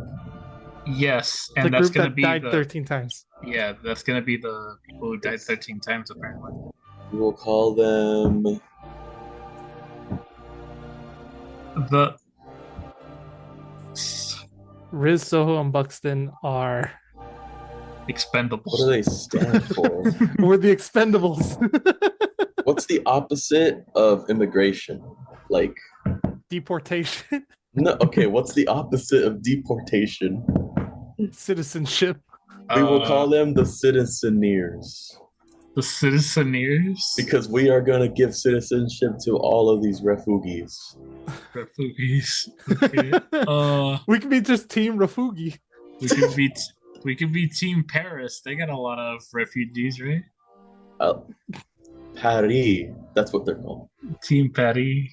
Paris. How's that sound? Team B, Paris. Yo, Team B Patty. hey, so I'm gonna say this very quickly. Team A isn't just gonna consist of what's called the Riz, Sweeto, Soho, and Buxton. Some of you could go and switch to Team B, and some of Team B could switch to Team A.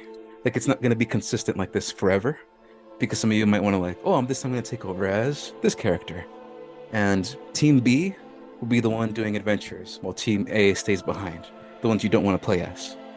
So keep that in mind, that you are going to switch back and forth if you want to play as different characters. Then the Or- ones that stay behind is Team Rafugi, and the one who go out and about is Team Paris. Is that what you guys picking? No, I thought it was Okay. the other way around. it's Alright, the other way around. Hey, I'm going to use the bathroom very quickly. So you guys keep talking, but if you're gonna once you type it into the not Roll20 chat, once you type it in the Zoom chat, that's when you confirm the name for Team A and Team B. All right. Except anyone but Sammy has to be the one who types it in. Team B. All right, okay, hold on, I'll be right back. Team A is the refugi team, so that's Paris. Paris. So the people who stay behind are Paris. Yeah. Team A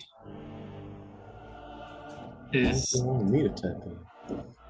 That's because you're the one who's been saying like throwing names back to back to back, and I'm Team like, A, he's Team gonna get Petty, lost.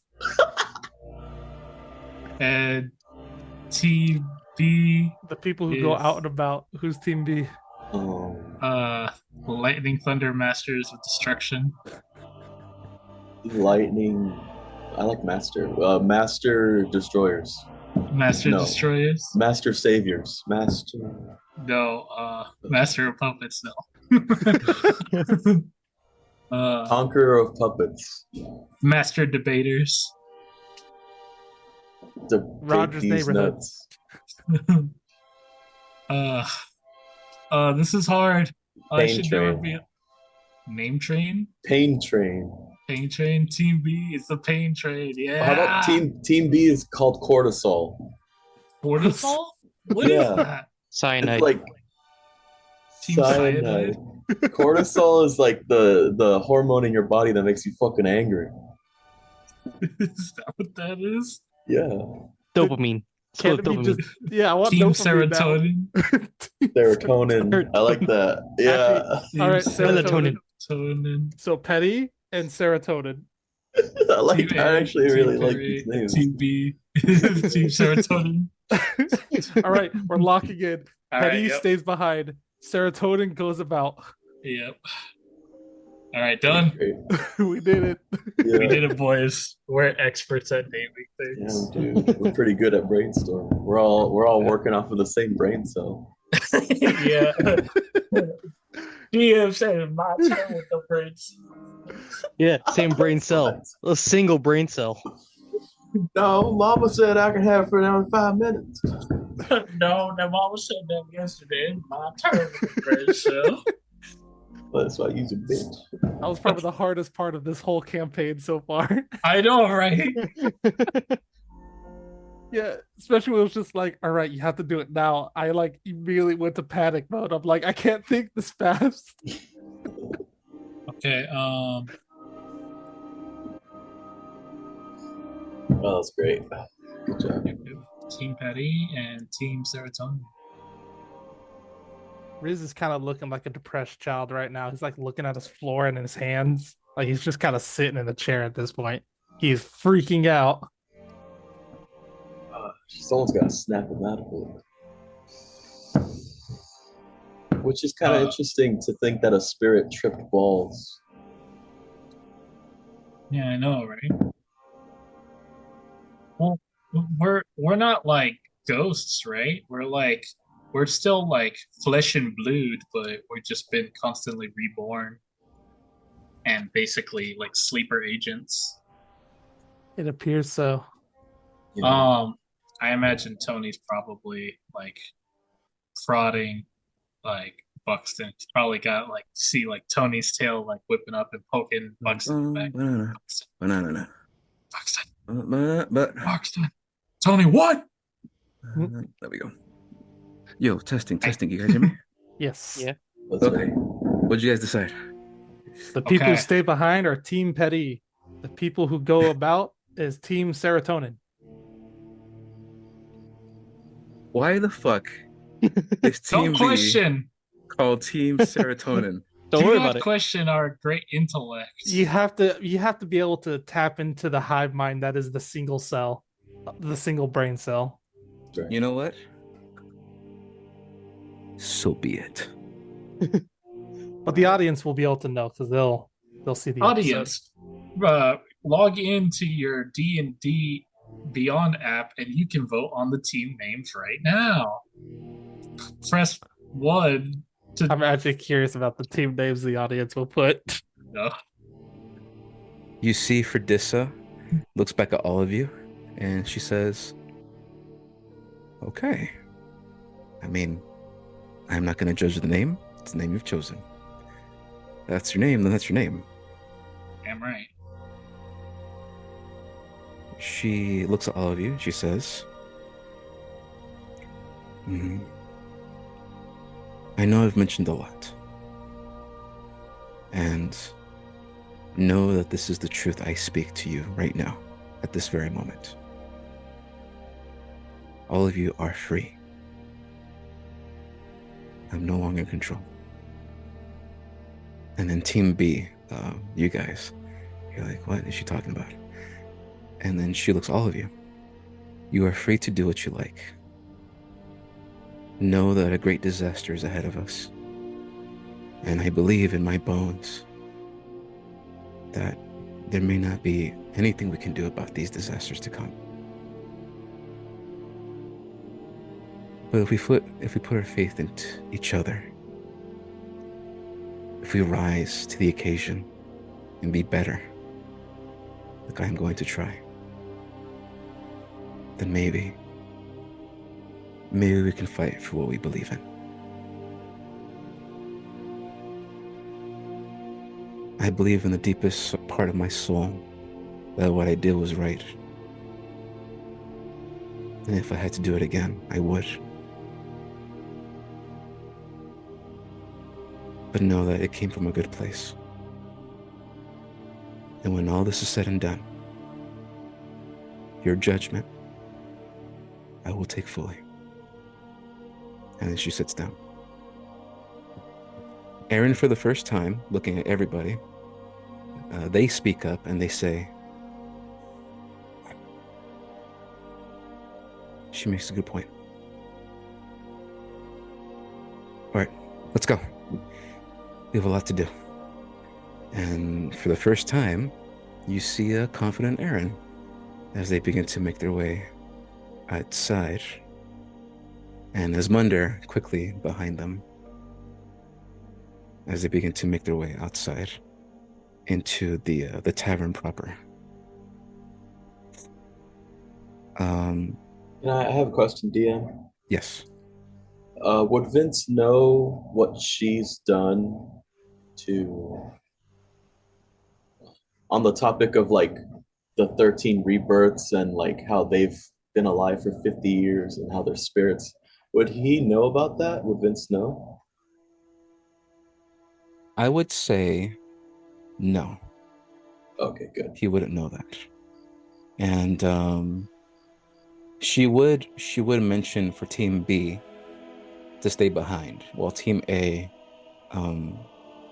you guys for Team A will take over for one last time before we switch over to Team B, and then we'll go from there. But for the sake of story and for the sake of expediency, Team B would stay behind, and Fredissa would just lay it all out there of what's been happening these past couple of years and decades, and the Child of Light, Child of Darkness, everything. Just tell you guys as well, as Team A heads off to the refugees. So that's what happens right now.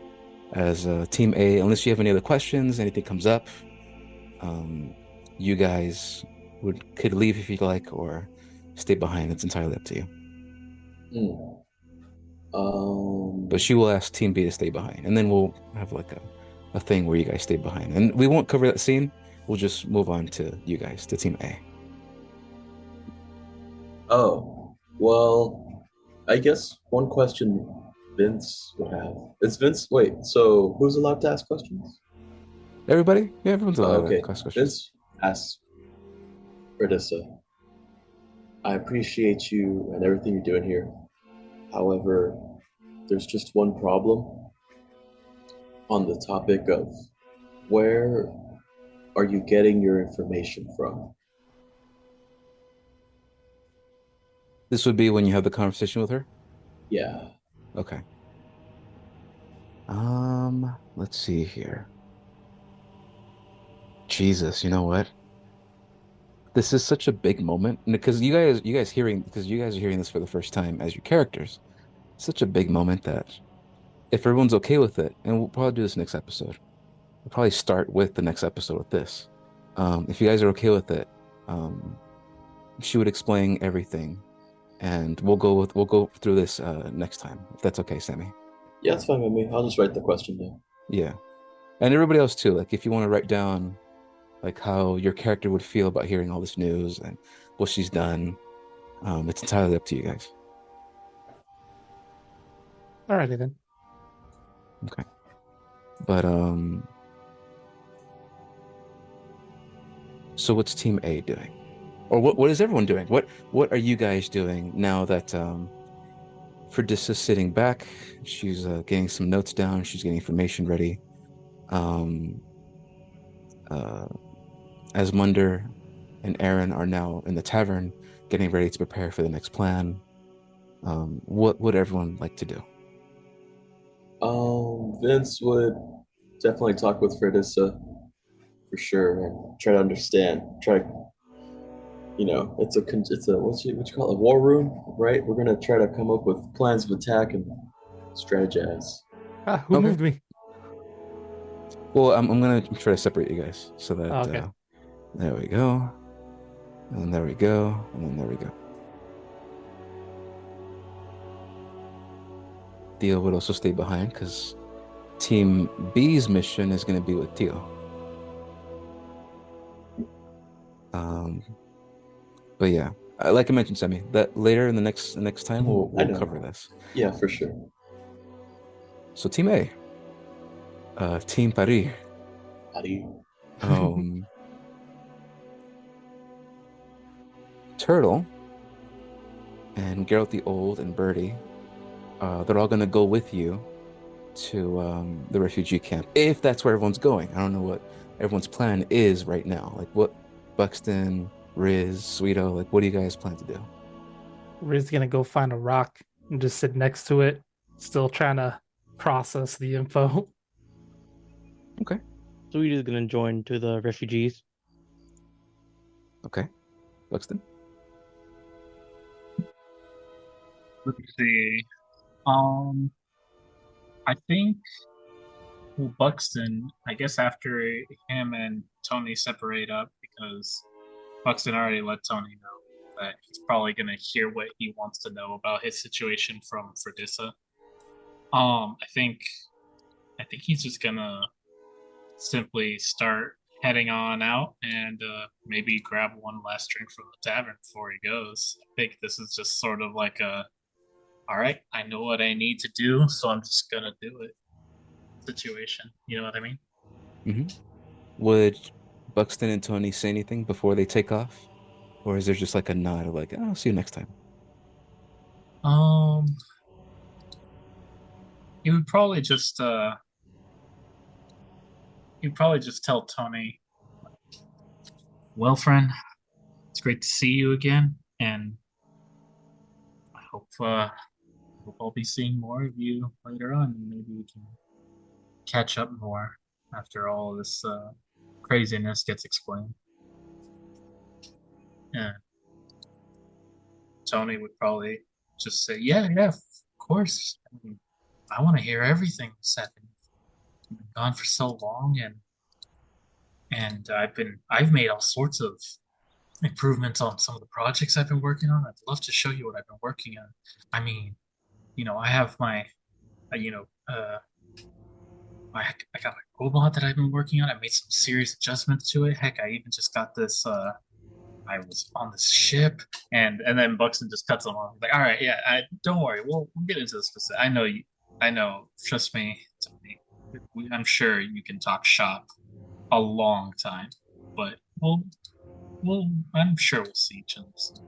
You can tell me all about it, right? Yeah, all right, sure. Okay. And that's where the conversation ends. And you begin to make your way out. Hopeful or confused or happy, however you're feeling, as you see a familiar face. Hopefully they can help you out with all this tomfoolery. Mm-hmm. And then Sweeto, same thing for God, how do you pronounce her name again? Gallerine. Um, do they mention anything? Do they say anything to each other when now the group is separated once again? Yeah, Galadriel would say like, then stay healthy. See you around. And Sudo would just nod and walk over and get ready to depart. Okay. Buxton. Make a perception check for me.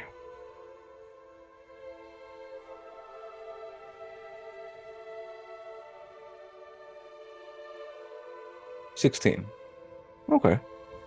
The second your foot goes out the door, you bump into somebody. Yeah.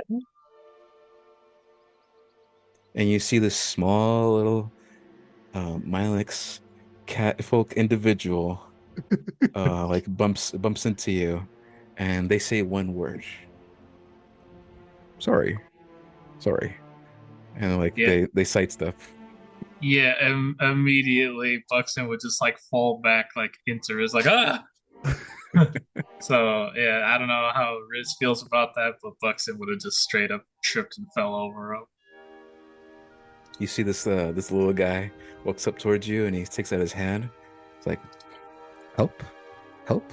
And he just starts like moving away from him. He's like, hey, no, I don't want any of that. And You see Tony would probably just call out, "It's like Celeste, over here."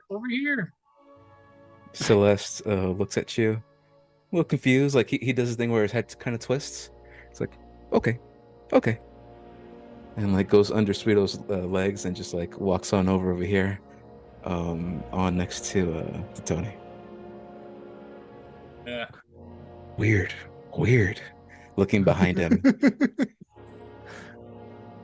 Yeah. That's Buxton. Yeah. Doesn't look the same. He still acts the same too. I never understood. With that perception check, Buxton, you might notice something. That Milex, that Celeste, might be like a relative of the first one, because they're looking kind of young for 50 years to go by. You might think the other one probably Moved on. Yeah. could have moved on. I think Buxton might have thought about that at some point. Maybe not, but I think I could piece that together. Mhm. When the party reaches and goes outside, perception 16, you notice something else.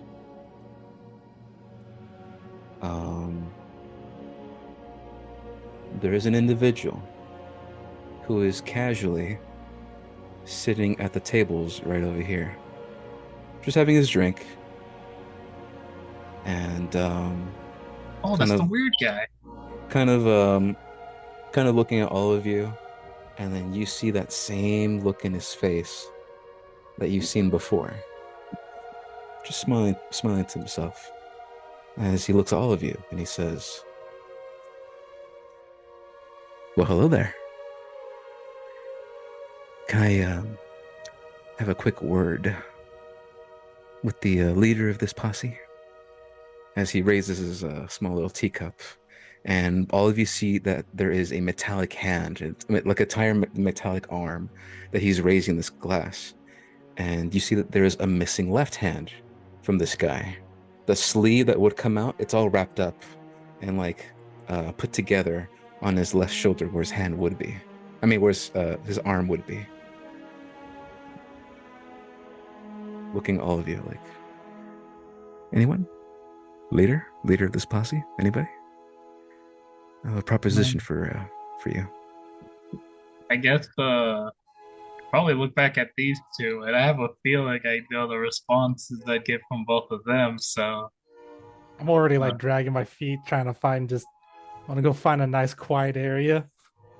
you're like, "Yep, all right, I figured about as much." I'm gonna And pick 'em so up.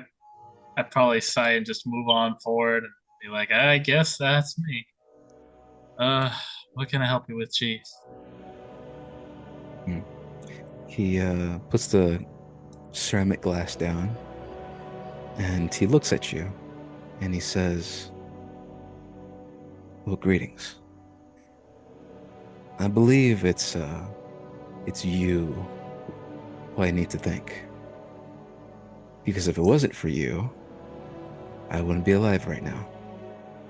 And you get a better look at him. You see he is filthy, covered in like dust and dirt. And you get the sense that this is probably one of the refugees that came through the portal.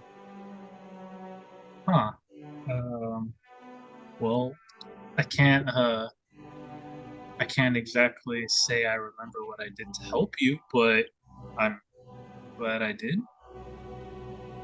and happy to do so. He nods his head and he says, I am glad that you were there. Let's just call it that. So glad that I have some news for you, and I'd like to give you a reward for being so helpful. What did you say? Huh? Now, yeah, In my that case, it interest. was me who saved you. Yeah, now you have my interest. What? I'm part of a group. We're known as the Golden Veil, and me and mine of this Golden Veil. Um, Only about 378 made it on through. Hmm. Not a lot of us, but my ship did what it could during the sands, and I picked up as many people as I could from our order, and I did what I could for my people. But alas, here we are. Now, I do apologize. I did not mean to overhear your guys' conversations. What was it again? Team Paris? Yeah. Well, see, I mean, those are kind of workshop, but I mean, they're fine, right? Right? I mean, I don't I do stand that. by that shit. He looks at you and he says, look, I don't know what it means, but it sounds cool. Right? That's what I was saying. Paris. Yeah. Kind of sounds like a flying comet in the sky, like a Paris blowing up shit. I'm sorry. Anyways, here's what I have. And he like digs in with his metallic hand, and he like he puts his hand into like a very straight. He's putting all his fingers straight, his thumbs straight, kind of like if you were to open your palm, and Uh-huh. it's that straight. And he does like a cutting sensation, a cutting movement forward. And there's this sort of like cut in reality that rips open, and he digs into it and pulls out this grand chest and puts it on the ground, and that cut disappears and bend itself, and he says, me and mine are so thankful that we thought we give you this. And he kicks the chest opens, and this sort of like chest flips open, and you see that there's a whole manner of loot inside this chest. Guacamole. If dollar signs could appear in Buxton's eyeballs, they would. Now, I'm giving you this as a trade and a reward. Trade. Yes. I want you and yours Hmm. to leave me and mine alone. We have enough capabilities that we can take care of ourselves. We'll be up high in the mountains, these strange mountains, and we're gonna just take care of ourselves. If anything comes from the mountains, it'll run into us first before it hits the valley, before it hits any of you. So if you need anything, you know where to find us in the mountains. So let me get this straight. You're offering me all this treasure essentially to give you privacy. Yes and no. As he kicks the chest and it closes. This is more of a promise. We don't know where we are. Although if I had to guess, we're somewhere in the King Islands, based on the smell of kombucha in the air. One only made here in Esperanza. That's just a light guess. It's a pretty good one. Thank you. I'm going to keep me and mine safe before we figure out the next thing to do. So until then, please don't worry about us. Accept these gifts that we're offering. Take care of yourselves. And If we need you, we'll call you. If you need us, you know where to find us. He has this like big smile on his face, smiling to himself. Until then, I bid you goodbye. All right, well, shoot, same to you, Chief. And I'm just probably like happily trotting along with the treasure, like, hey guys, look what we got. Go ahead and make a either perception, investigation, or insight. Let's go ahead and do insight, because I think I've never done insight this entire time. 10. Down the middle, 10. Okay. You get the sense that this is a leader who will try every way possible to appear what's the right word for this? Kind of like gracious, wealthy, like provide. And he gets his way with his wealth. Like this is not the first time he's done this. Okay. But you're not sure why he's doing it. You know, why he cares about privacy so much. But hey, from what he told you, that is 378 people from the refugees that came with him that you don't have to worry about. Yeah, fantastic. If he can handle him, that makes our job just that much easier.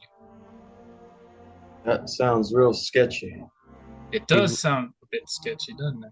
Before you head off, he speaks up and he says, "Now, I never got your name." Oh, of course. I'm really dropping the ball on introductions. I just extend a hand out to him. Buxton. Do you extend out your left hand or your right hand? My right hand? Okay, because he is, because he's missing his left arm. He is right-handed. So if you extend your left hand, then yes, he takes it and he says, "Pleasure to meet you." Yeah. The name is Zyron. Zyron Varen. So let me put that in the Roll20 chat.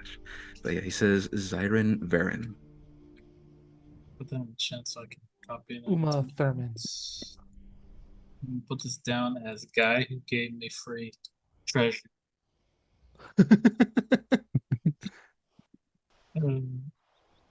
You see that he takes a step back and he says, "In a land that no longer exists, I humbly repeat this phrase for the last time. Be pleased." And with his hand, he swipes forward, slicing the air, and creates this sort of small miniature rift and tear, steps on through, and he disappears. Dang. All right. Okay. Now, what's going to happen is I'm going to have a loot table for you guys the next game. And we'll be rolling on this loot table to see what you guys get for your party. But as of right now, just hold on to it. You have magical chest of gold and magic items. Whoa. Dang. But guys, we're freaking loaded. Look at all this biz. but from there, I would say that just hold on to it, and then we'll get to it next game. Okay? Got it. Okay. Mm-hmm. The whole point of it is I'm going to try to find magical items that would benefit you guys. You know, ranger, blood hunter, barbarian, wizard, fighter, etc., etc., etc., and then try to make it roll from that table. Okay. How this guy knows about you, who knows? Yeah. Like what your preferences are, and like what you need, and you know, etc., etc., etc. Yeah, that is extra kind of weird that, like, not only was he overhearing our conversation, offering us money and be like, don't worry about us, and then to top it all off, handing us magic items that would suit us. Yeah, that's all very super sus, but I mean, did you look at this treasure?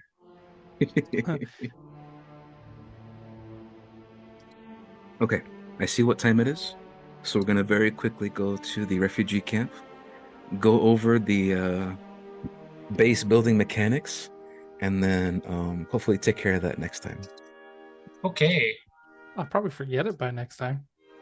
Well, thankfully, all of it is written down. You see very quickly, what's it called? Ferdissa is running outside. And she, I think she bumps into Sweeto. And she says, You rammed into him like a Sweet. missile. I apologize, but this is for you. For you and your party. And sorry, move her token right here.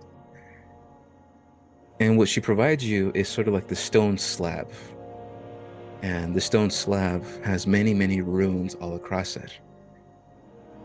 And she says, this is a teleportation rune. This will allow you to come back to Esperanza from anywhere you are in the world. It's a little finicky, but this way we never have any repeats of what happened last time in Cyandos. If you need a quick exit, this would be your best bet. If everyone checks your journal, you should now have an item called Teleportation Rune. Yes. Whoa. Ooh. Yes. Okay, perfect. Now, Riz sat on the rock, seeing all this go down. You now see your party members begin to move out, heading back where they came from to the refugee camp. Does Riz follow, or does Riz stay? Yeah. He'll slowly follow behind, dragging his feet. Oh, gonna have to feel He's bad for so the guy. depressed. He is depressed.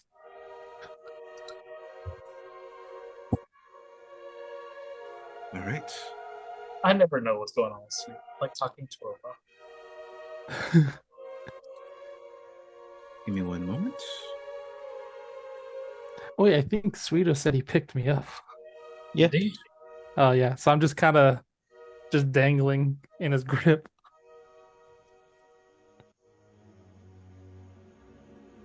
Like a literal caught cicada. Buzz, buzz, buzz. Yeah, I'm Caught in a probably trap. happily trudging along with this chest. We got all this stuff, man. Okay. And then from there, I'm not missing anybody? No. See, I'm moving you guys to the new map. I'm sorry. Give me one moment.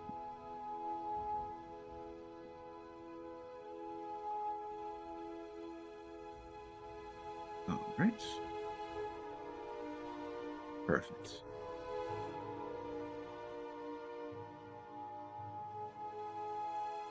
It takes a while, but eventually you guys do reach the sort of like the new settlement. And you can see that it has been worked on. And that giant hole that led down into like that abyss has been like cleared up and to put away. And now there's like a big old thing covering it now. For this, sorry, I didn't put everyone camera. Give me one moment. There we go. Everyone should be able to see.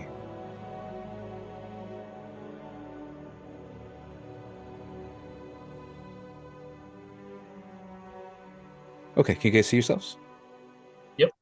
I see Perfect. everything, my friend.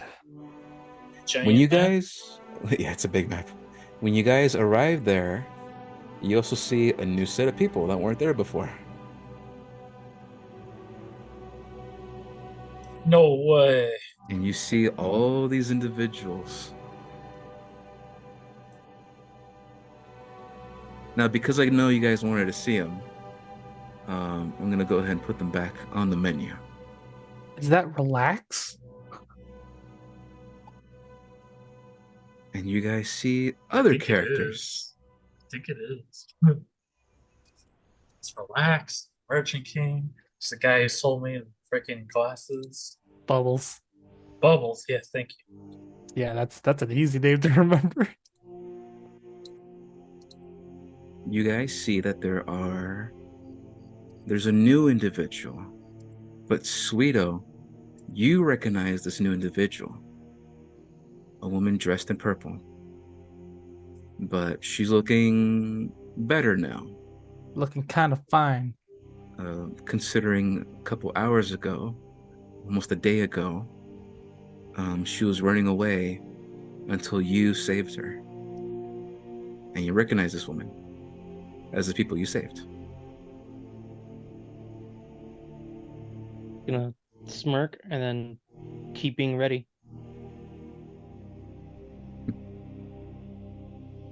Now, once you get there, and introductions are conversations are happening,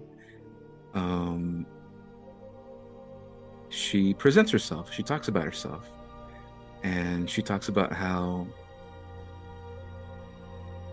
her job before all this went down was that she was a translator, and she was a what's it called? She was a banker, someone who's in charge of a lot of money.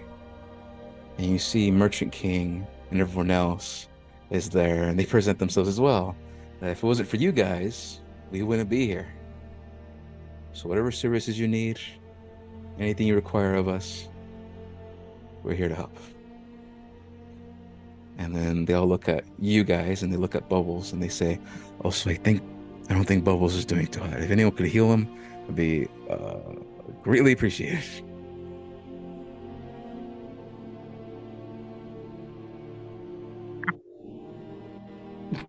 As you see Bubbles is like, his mouth is like open wide, his tongue's rolled out, his eyes rolled up back of his head, he's bleeding everywhere. He's not looking good. He's probably rolling death saves right now. How would I Nobody come back heals. to? Bubbles is Oh. dying, Bubbles is dying. and the non-healing group is being asked to heal.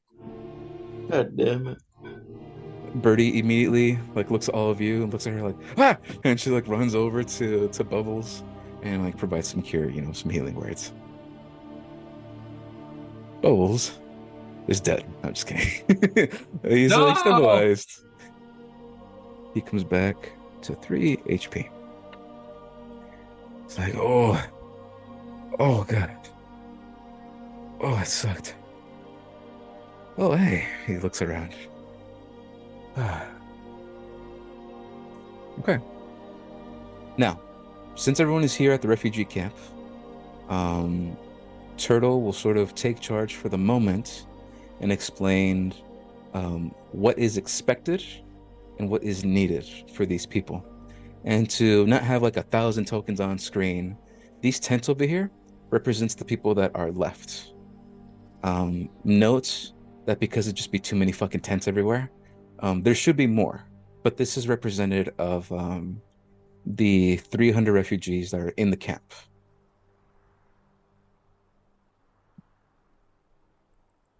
So just keep that in mind, okay?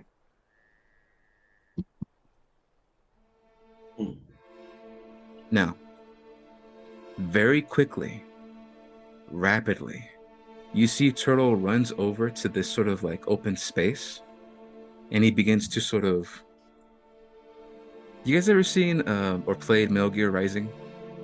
Nah. Where that senator dude is punching really fast at Raiden on the ground? Oh hell yeah! That's what Turtle's yes. doing right now. He's boom, boom, boom, boom, boom, boom, boom, and just rapid successions of punches. And then all of a sudden, this big area that is here turns into a massive facility. He can punch buildings into existence. I imagine he does the fucking Lego video game things where it's and it just stacks up and it just forms into a one cohesive thing. Now you guys might have to expand out. I was wondering. But this is what he makes. He makes a storage house. to hold all the resources that's in the valley, that's in the, here.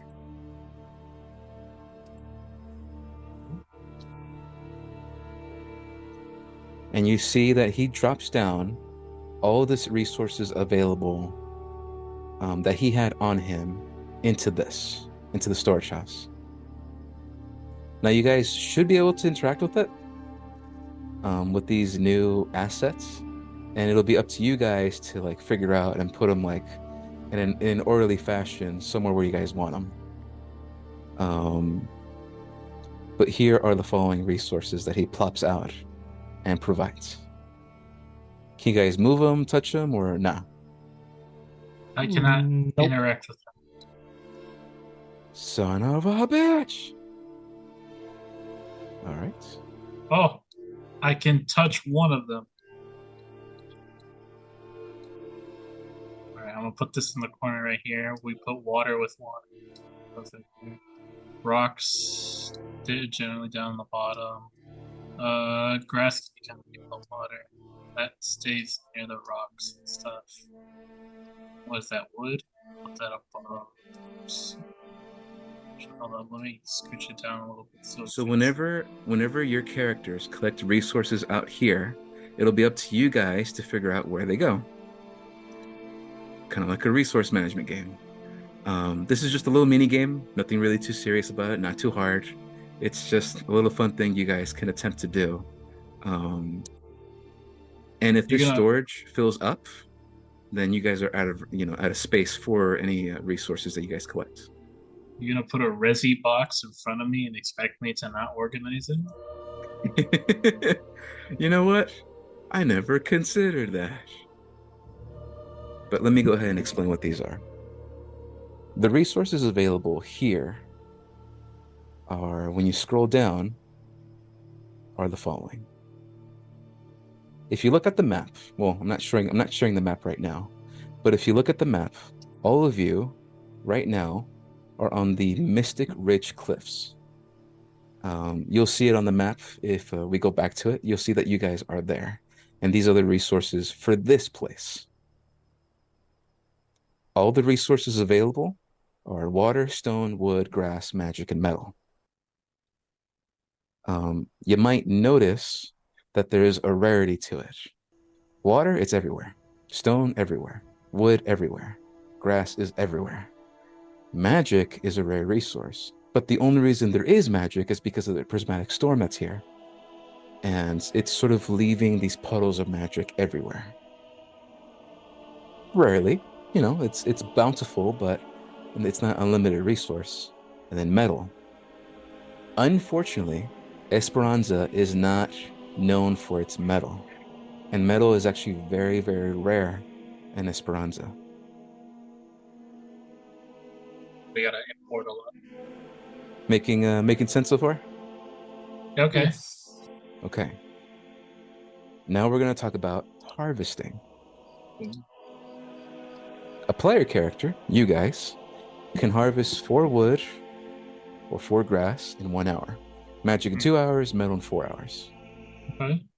Hero characters, this would be Geralt the Old, Birdie, NPC characters that have been with you and have enough, enough that they're not regular NPCs. These are hero NPCs.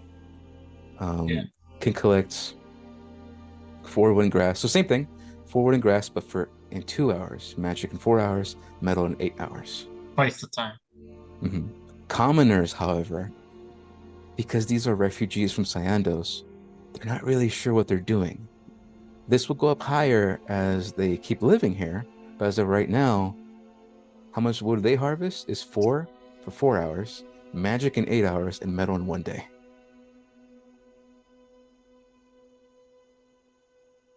So this is always increments of 4, okay? No matter what you do, you always get increments of 4. Hope that's clear.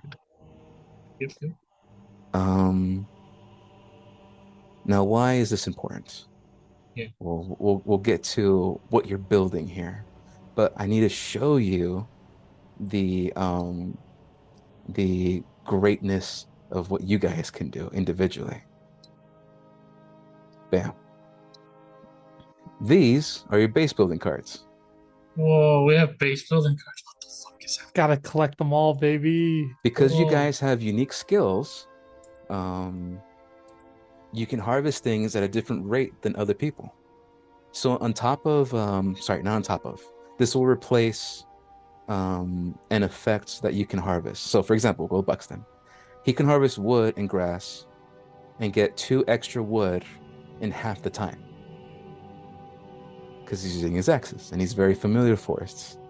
Soho Yeah. can harvest magic and he'll get 2 more magic out of it in half the time if he was here. And then Riz, you can harvest any material except magic and you get +4.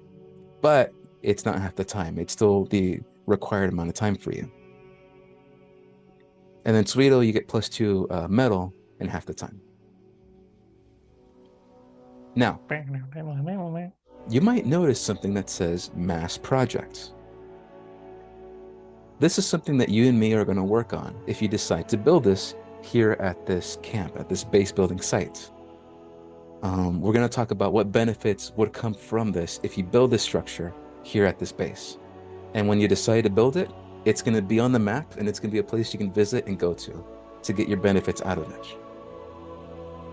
So for Riz, if the Mass Project says Iron Claw Lair, that's very vague, but it's supposed to be like a place your character can visit to get benefits out of it. In this case, if you told me, hey, DM, I want to make my place the Iron Claw Lair, I want to make it so that's nothing but like badass weapons. And it's going to be sort of like a place where one can go in and train with all these unique, badass, piercing like weapons. And the more you train in there, the more benefits, like to attack, to damage, new abilities that you might get. But this is really specific to what you want.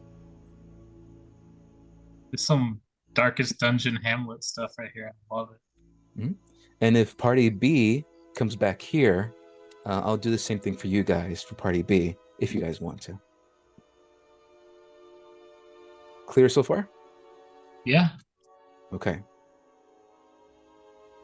Then you have your builders. Ooh, let's see. Let me look at bubbles. Where you at? Show me that build card. Builders can't do anything else except build. Naturally. And each one has their own unique ability. For Turtle can harvest stone instantly. And he can produce food instantly. That's his purpose, and that's what he's made for. He can make 3 buildings once per day with materials. But that's it. You just have to give him the materials, and he can make the building. And this will be structured so that one in the morning, one in the afternoon, and one at night. He can make like a queue of buildings that you want him to make. When you guys tell me what buildings you guys want to make, in the next game, I'll update the map so that they will exist in the world.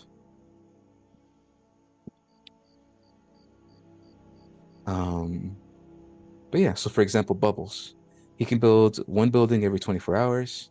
And if it's a magic building, it'll only take 8 hours.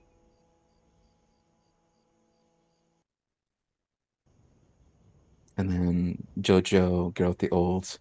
And you might also notice that they have hero buildings. Same thing.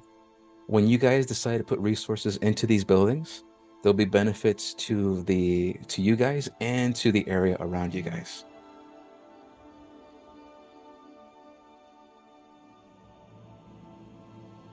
Now keep in mind, you guys won't always be here, and you're gonna need a leader to be, to take over while you guys are gone. This is entirely up to you guys if you want to proceed with this. But here are your leader cards. And here's what they provide.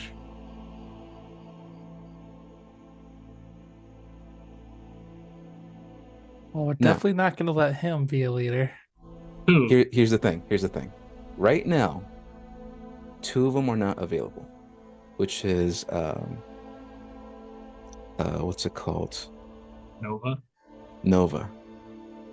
Which, man, I forgot to update his name. I'm sorry. But no, that shouldn't be the name. I decided last minute to change his name to the one I gave you today. So Yeah. for now, just so that it's clear, He is not available unless you ask him to. So he's not available. And then I'm Amara, assuming- also, okay. you need to find her, you need to talk to her if you want her to be a part of, as like a leader. Okay. But the person that Sweeto saved, this was Sasha. And Sasha has the ability to double your storage, and the cost of all buildings is halved. Versus Whoa. Huffendunger, once you guys build shops, with his ability, he'll be able to passively get more items frequently if you guys keep buying stuff. And his mass project is a trading hub. Bros, this is easy. We start with Sasha because that's the obvious start for the very And we beginning. killed Dunger. No, Oh my we God. transfer to Dunger once the buildings are up. We He's don't a need. dick. He's a Dunger. You're just jealous. You're just mad that he's got swag and he's dope and he had this best music. And then finally, you have your heroes. Now, what's the difference between a hero and a leader? The difference is that a hero will sort of like keep the peace, and then their effect will be affecting the entire settlement. You can't have multiple heroes with multiple effects. You can only pick one that will be actively in charge with taking care of the settlement. While one leader is running it and builders are building, the hero will sort of keep the peace. Now, if you want, you can ask other peoples to be hero and not just these four. You can talk to other people to decide, like, hey, I want you to be a hero and take care of the settlement while we're gone. As for right now, these are the people that are available, except Juan. Juan is not available, as you guys need to ask him. No, but he's got the gun range. No.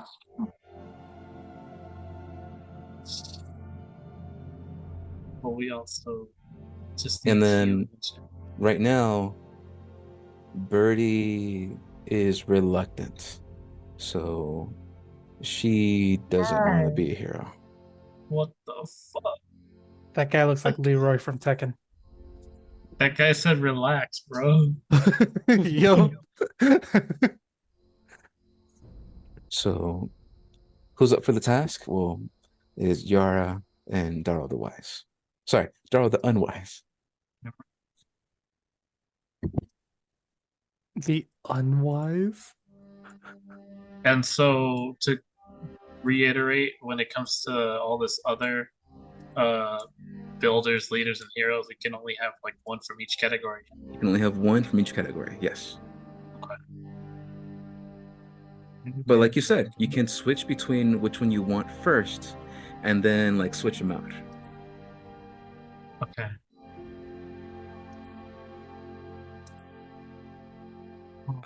So for right now, although Bubbles and JoJo and Geralt the Old are willing, Turtle would be the best bet because he can make 3 buildings instantly. You just have to give him the materials for it. Yeah, we definitely we got to start with Turtle. He's just getting shit real fast. It gives us the most raw. Can we only choose one of the modifier people as well? What do you mean modifier? Like me, Soho, Riz, Sweeto. We can only have one of them folks. For right doing now, things? no. This is what you guys bring individually. Oh, okay, cool. Swag. Okay. Let me go ahead and show you something else before we call it for today's game. Yeah. Let's see here. So you notice here Mm-hmm. what you can harvest. And you might notice like, oh, a defense building. What does that mean? A morale building. What does that mean? Well, here is what I'm going to share with you. And I'll share this with you guys as shared folders so you guys know what to expect for next game and what you guys want to work on. And shit, if you want to talk to me before next game and decide what you want, that even works better.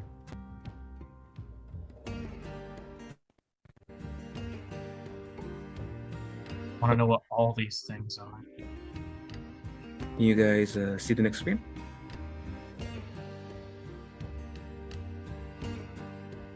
Yes. Okay, perfect. Okay. Now, there exists morale buildings. The higher the morale, the more favor you get. Favor will come later on as I explain what that is. Defense buildings. The higher defense, the less likely you are to lose what you built during raids. Now, raids could mean anything, literally anything. But in this case, it would be the return of the Black Moss beasts and other Black Moss zombies and the creatures that you've been fighting this entire time. Strength buildings create workshops for you and your community to gain influence. Okay. Right now, you have zero influence because you're not providing anything to the valley.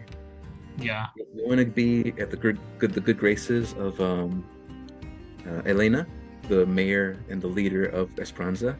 You need to build your influence. Yeah.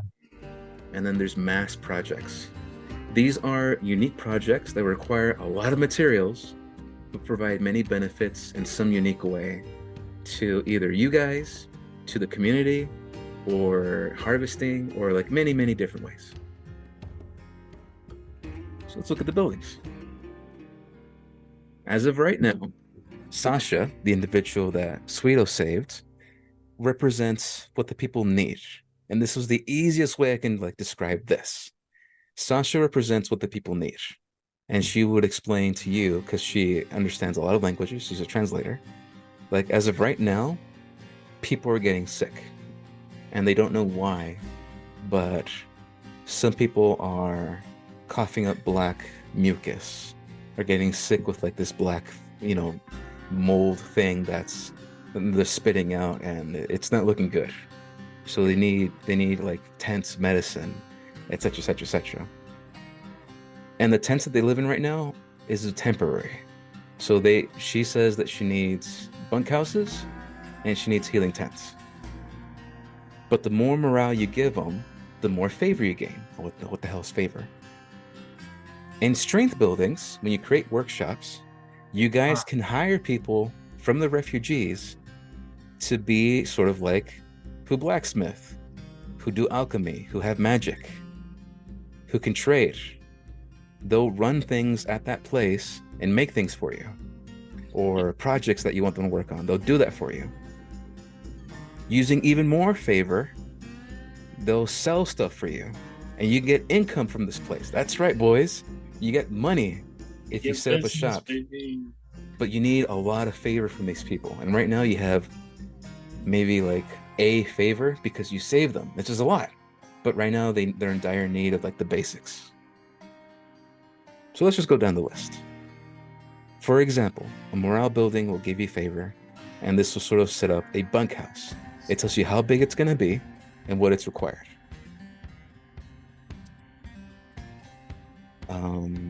And then etc., etc., etc., etc., etc. Now defense. Remember what I told you? The higher defense, what's it called? The more likely to survive raids when you're not there. If a raid happens when you're there, then let's just be honest. Those fucking raids are done for, as you guys will take care of them pretty easily. But when you're not there, this is what you guys can build. Wall, guard tower, the size it's going to be, and what it's required. There's also mods that you can add to buildings.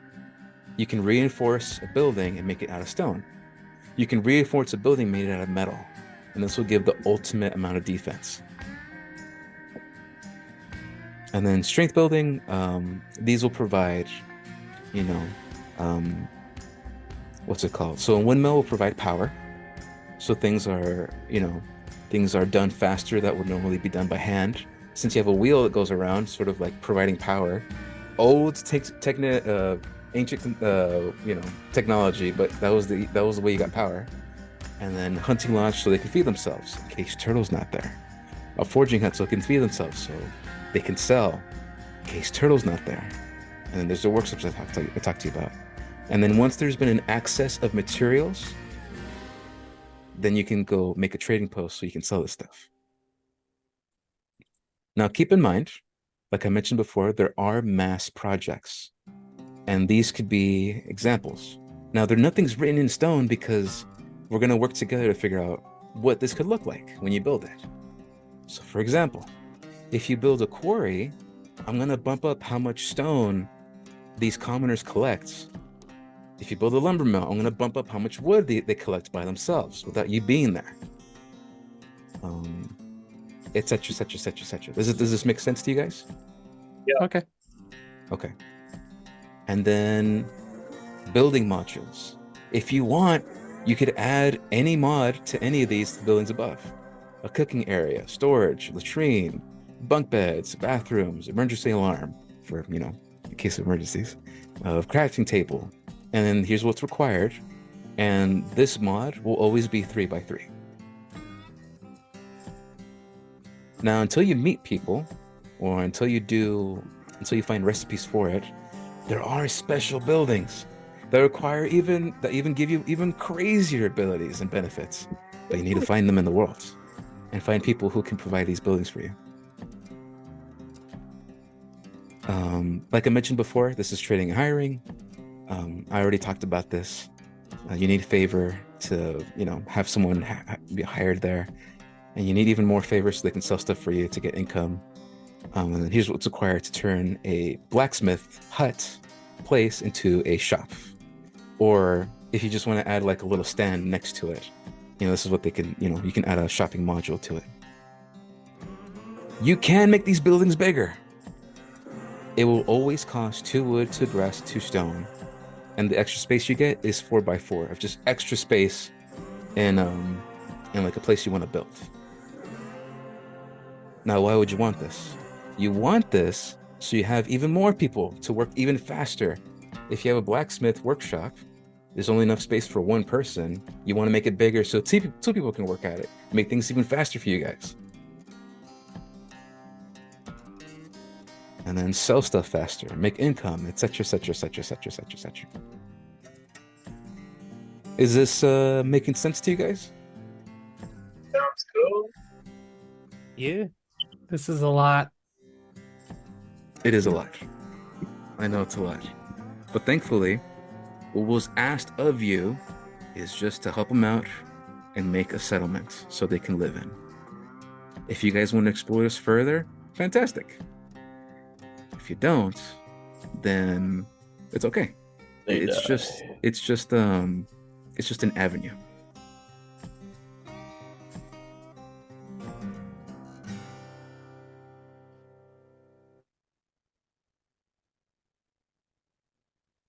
But what I'm gonna do is I'm gonna share all those notes on like the resources you guys can pick up, and I'm gonna leave it. So if you go to Roll20 and you launch the game, because I think you guys should be able to launch it.